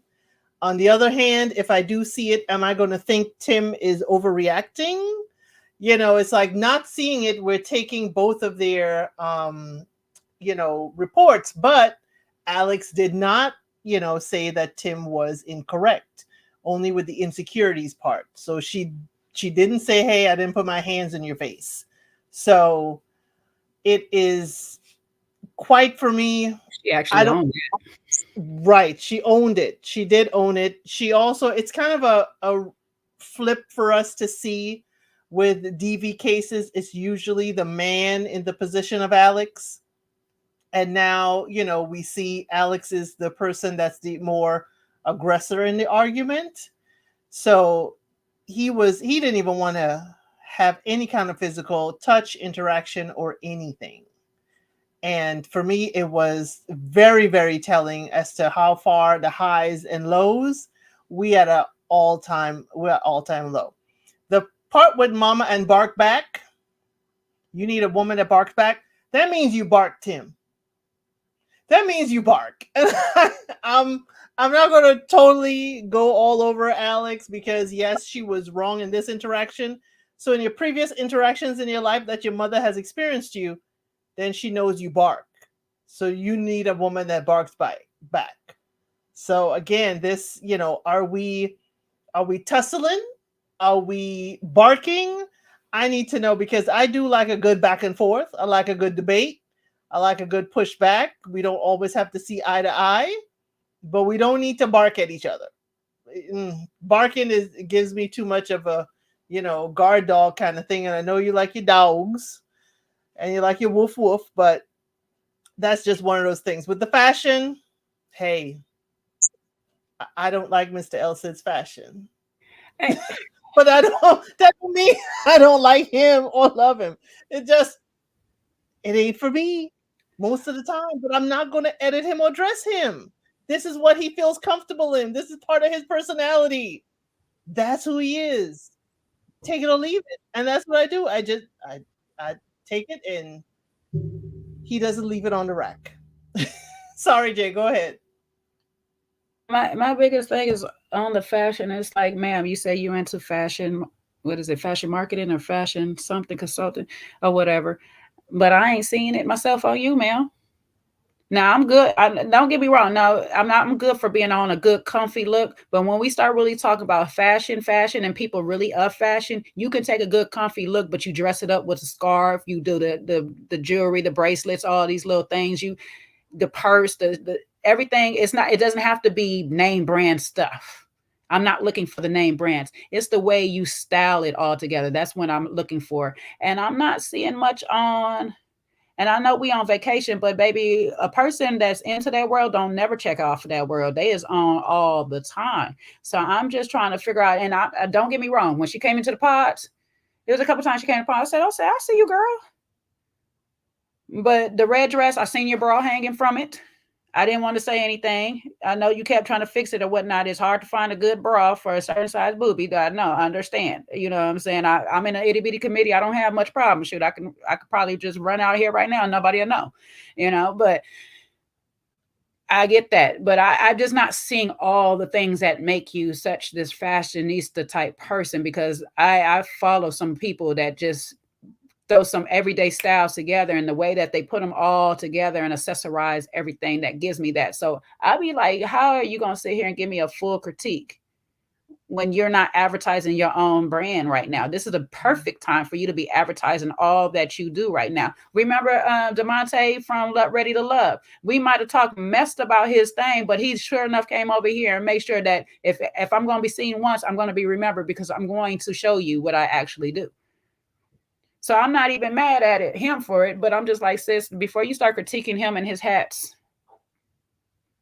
let's stay in our own little box. Like let's work on us first, okay? Let's work on us. Let him be, and that's my problem. That's why I like Marissa and them, because they're allowing that person to be themselves right now. You know what I'm saying? Let me not fix you up too fast. Let me see if I could like what I actually see. Do I love what I actually see right now before I start doing the little critiques on things? And on a beautiful thing, we women know that we got the art of seduction. We got the art of persuasion and stuff like that. So at some point, we can sit there and elevate his closet. Why are you trying to elevate it right now? Let him do his closet how he wants right now, until you're even sure that you're his whole woman. We're not even at that space right now. Let him be. You making that a whole argument to the point now we putting our hands in people's face and this and stuff. Like, all she could have asked is that hat going to fit in the luggage, honey? Because we don't have a lot of room. You didn't have to diss the hat. Child, my daddy running around with a hat with a daggone raincoat on it everywhere he go right now. And I'm just like, he was all the way up in Africa with the hat. Do you, brother? That's you. Okay. I don't have to.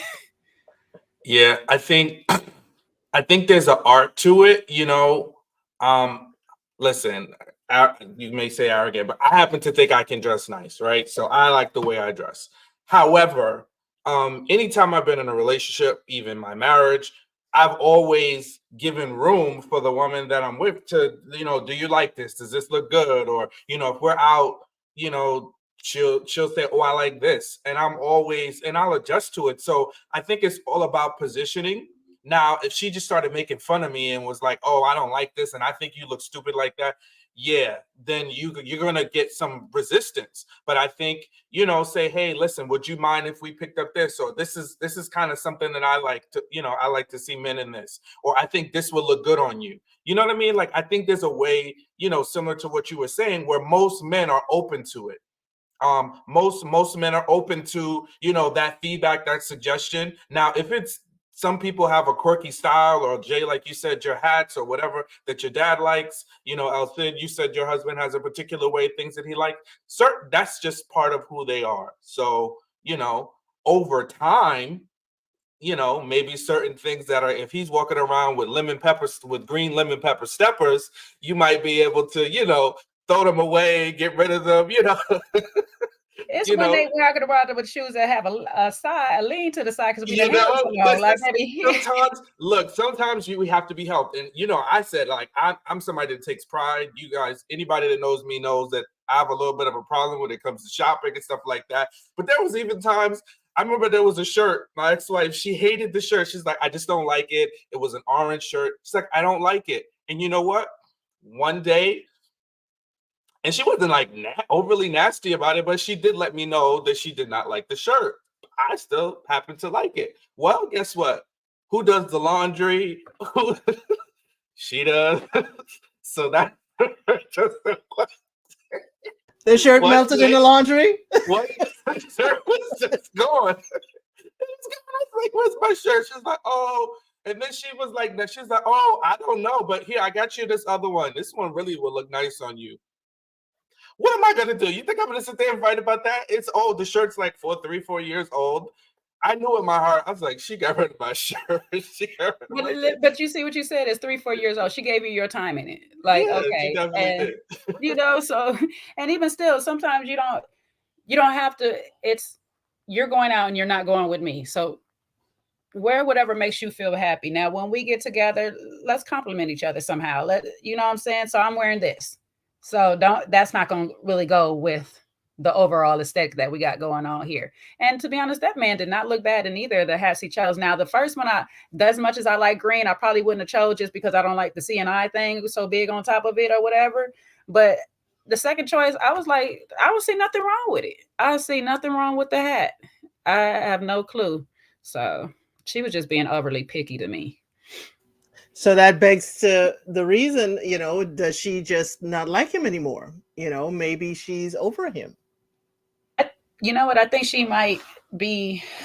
Unfortunately, I'm a type of person, once I get annoyed with something, it's hard for me to like unannoy myself with you as a person. And because that's why I said that's why I kept on that's a red flag, that she's telling you she's annoyed and you keep doing it already. I think she was at that phase of let me annoy you back so you know what it feels. But see, sometimes petty versus petty don't work. It don't work, especially when your end goal is to be with that person. It works when you don't want to be with that person. So I'm at the space of do she want to be with him as well? That's the question I got in the back of my head is, do you want to be with him as well? But then you're jumping on his lap and doing all these things. I don't want you to go. So do you want to be with him, or do you just want to finish the show? Now that's where I'm at. I'm with you. And you know what? Something I picked on, and maybe this is just because of the context of how I see them, but when all the couples got together and met and they were talking about everybody, we all had our little intimate moments. And then she said, she mentioned that, they did it too. I don't know if she was playing or not, but she kind of, I swear if I read her lips, she was like, it wasn't good. Now, I'm sure she was being like how Alex always is, which is, being too playful, but that ain't the time, baby girl. If this is the first time we done got down with the gut down, I don't need you putting out no false narratives about what I'm putting down in the bedroom. Either be shy about it or be proud about it, but you can't be playing games. So along those lines, Sean, remember he didn't even want to come to the ladies in the hot seat and talk about her. He was telling fellas, be strong. You don't have to go over there. Be strong, fellas. And he ended up being the last one over there and say, oh, this was it. Okay. But he didn't say a lot other than she liked to push back. She could bark back. I mean, Tim. Listen, he didn't jump up when they made the notion of y'all not gonna get none if y'all don't come over here either. He said right back like, be strong, fellas. So he might not have liked it either. This is where we can help and assist each other in learning how to, please each other. Come on now. But yeah, I think the two of them are just, grating each other's nerves at this point for whatever reason. It may be the constant dog and woof woof of Tim, or it could just be, he's treating her a lot like his sister because he keeps making references to, oh, the nose ring is like my sister. Oh, this like my sister. So I don't know if he's gotten that baby brother, mentality of I'm gonna just keep on poking you to get your attention and, engage with you in that way. Not poke because I like you, but, I'm just want your engagement and get a reaction from you. Go ahead. Yeah. Now this is the dangerous thing, right? The fact that she's annoyed so early, and you know, expressing annoyance means you've gone through levels of disappointment or things that you're unhappy with, and now you've reached that level where it's annoying, right? And I think body language, tone, all of those things come out subconsciously sometimes when you're at that level. Yeah. So, and and people can pick up on that, especially the people who are around you the most. And if he's spending this time with you, getting to know you for the first time, like they say, first um first interactions, the first time you meet someone, it stays longer, right? It's a lasting impression. So I think it's also off-putting when you're having these type of arguments or disagreements, and then immediately after, you want to be intimate or affectionate. Some people can't really get with that push and pull, right? Some people can't really switch off. Okay, we were just arguing 2 minutes ago, and now you want to cuddle. For some people, that doesn't work, right? They want to get closure on the issue first, and then give it some time, and then we can go back into the embracing side of things. Whereas there are some people who will argue, and because of the emotional charge or whatever it is, they just want to go straight into, okay, now let's kiss and make up, right? Dangerous, slippery slope to go down. And it doesn't set good precedent for the relationship going forward. Because as you get to know each other, some of these things build into more serious situations or more serious arguments. And then if one person's idea of resolving it is, okay, sexy time, and then we can go back to normal, and the other person's like, no, we need to talk it out, draw a line under it, make sure it never happens again, then we can proceed, then there's also a clash there. So yeah, I don't have high hopes, but like I said, I hope that they can at least be mature enough to have the conversations that are necessary to make it work, and they can both overcome the issues that are making them clash. I agree, JR. As High Vibe was saying, the push and pull. Sometimes you push a little too hard or pull a little too hard, and the relationship just collapses. It also is about balance. The thing is that I don't know if Tim can come back from this. I'm hoping he can. I'm hoping he can, but Question: do you think he should? I don't think he should. I think he should have stood 10 toes down and saying this was going to be the end. Because now that now that she knows you were going to say the end and you changed your mind, she's going to think she can influence you and change your mind. So you not standing 10 toes down on that tells her that, you're going to be constantly spinning as far as she's concerned. And she's not going to believe you if you say you're going to end things in the future. She's not going to believe you if you're like, I don't want this. She's not going to believe you because you're not standing in it. So to give grace to people, that means that sometimes we have to allow them to know what they did wrong. However, you get the second chance. We have to allow them the second chance sometimes. He will have to definitely, I hear what you're saying, Elle said, if he decides to come back, he has to have a firm boundary of, you will not do this form of disrespect ever again. Automatic at that point, for sure, I'm out. It's one of the two things. I'm either out now, or you got one last final chance. It's not even one more chance. You got one final chance. And if you disrespect me to this degree ever again, we're done. Because putting hands, putting hands, and it's not even a putting hands. He also said he's never been called out of his name. So that means something was said also. So there was two forms of disrespect made. He was called out of his name some type of way that didn't feel good to him, and also hands was put on him.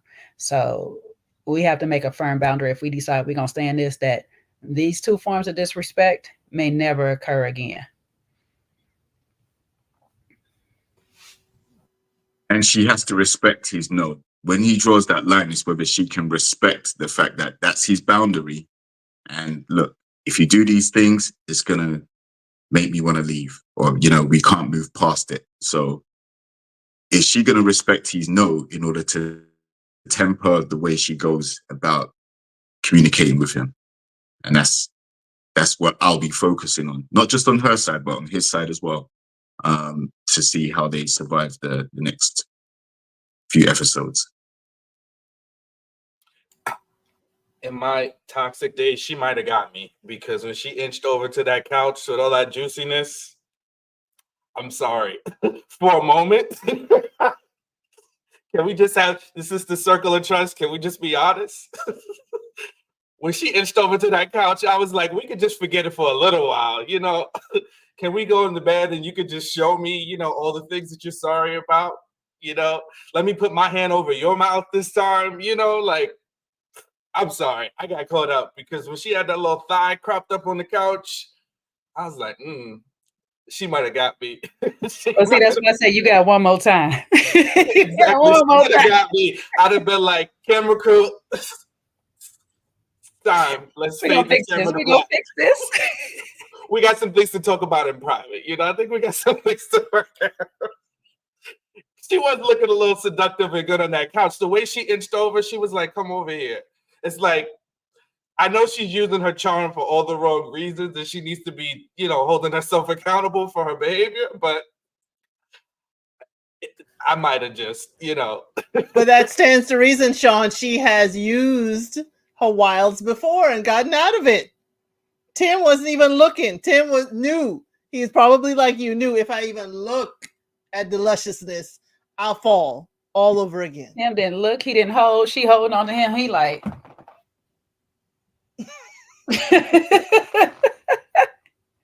I know he probably broke a little bit, Sean, too, but he was like, "Yeah, no, I gotta stay strong for the guys that are watching this." And she, I would have let her cradle me in her bosom. She would have. Right. You see how she jumped on him some more. I know he broke a little bit when she jumped on some more. I'd have been like, okay. He might not have broken places. Listen, Sean, he might not have broken places we can see, but she felt the break. Yes, he knew. And she had the voice. Come here, come here. She had the voice too. She knew. She knew. But it's good to know you're human, Sean. It's good to know. Anything else for Tim and Alex? Okay. Well, that is episodes 1 through 6. Luckily, Netflix is only giving us 3 episodes next week, so we can relax a little bit rather than rushing through 6 episodes and getting this together. But it seems we're on a fast pace to the altar because, of course, we're moving in, meeting the family, and reconnecting with the other people in the pods. So thank you, everyone, for joining us this far. We're over 2 hours. I really appreciate it. Could you please like the live, leave a comment, subscribe to the channel. Also, if you look in the description, you will find the link to Jay's Another Round JS, and we're actually going on at 6 o'clock on her channel to recap Love and Marriage Detroit. So if you are a Love and Marriage Detroit fan, we are going to recap the latest episode from last night. So join us over there. I will also put JR's channel, which is called Struggle Streams. And so you could also follow him and see what he is up to. And Sean, of course, has his IG there. So thank you again for joining us. Really appreciate it. And see you next week, either on Jay's channel or mine. Thank you guys again.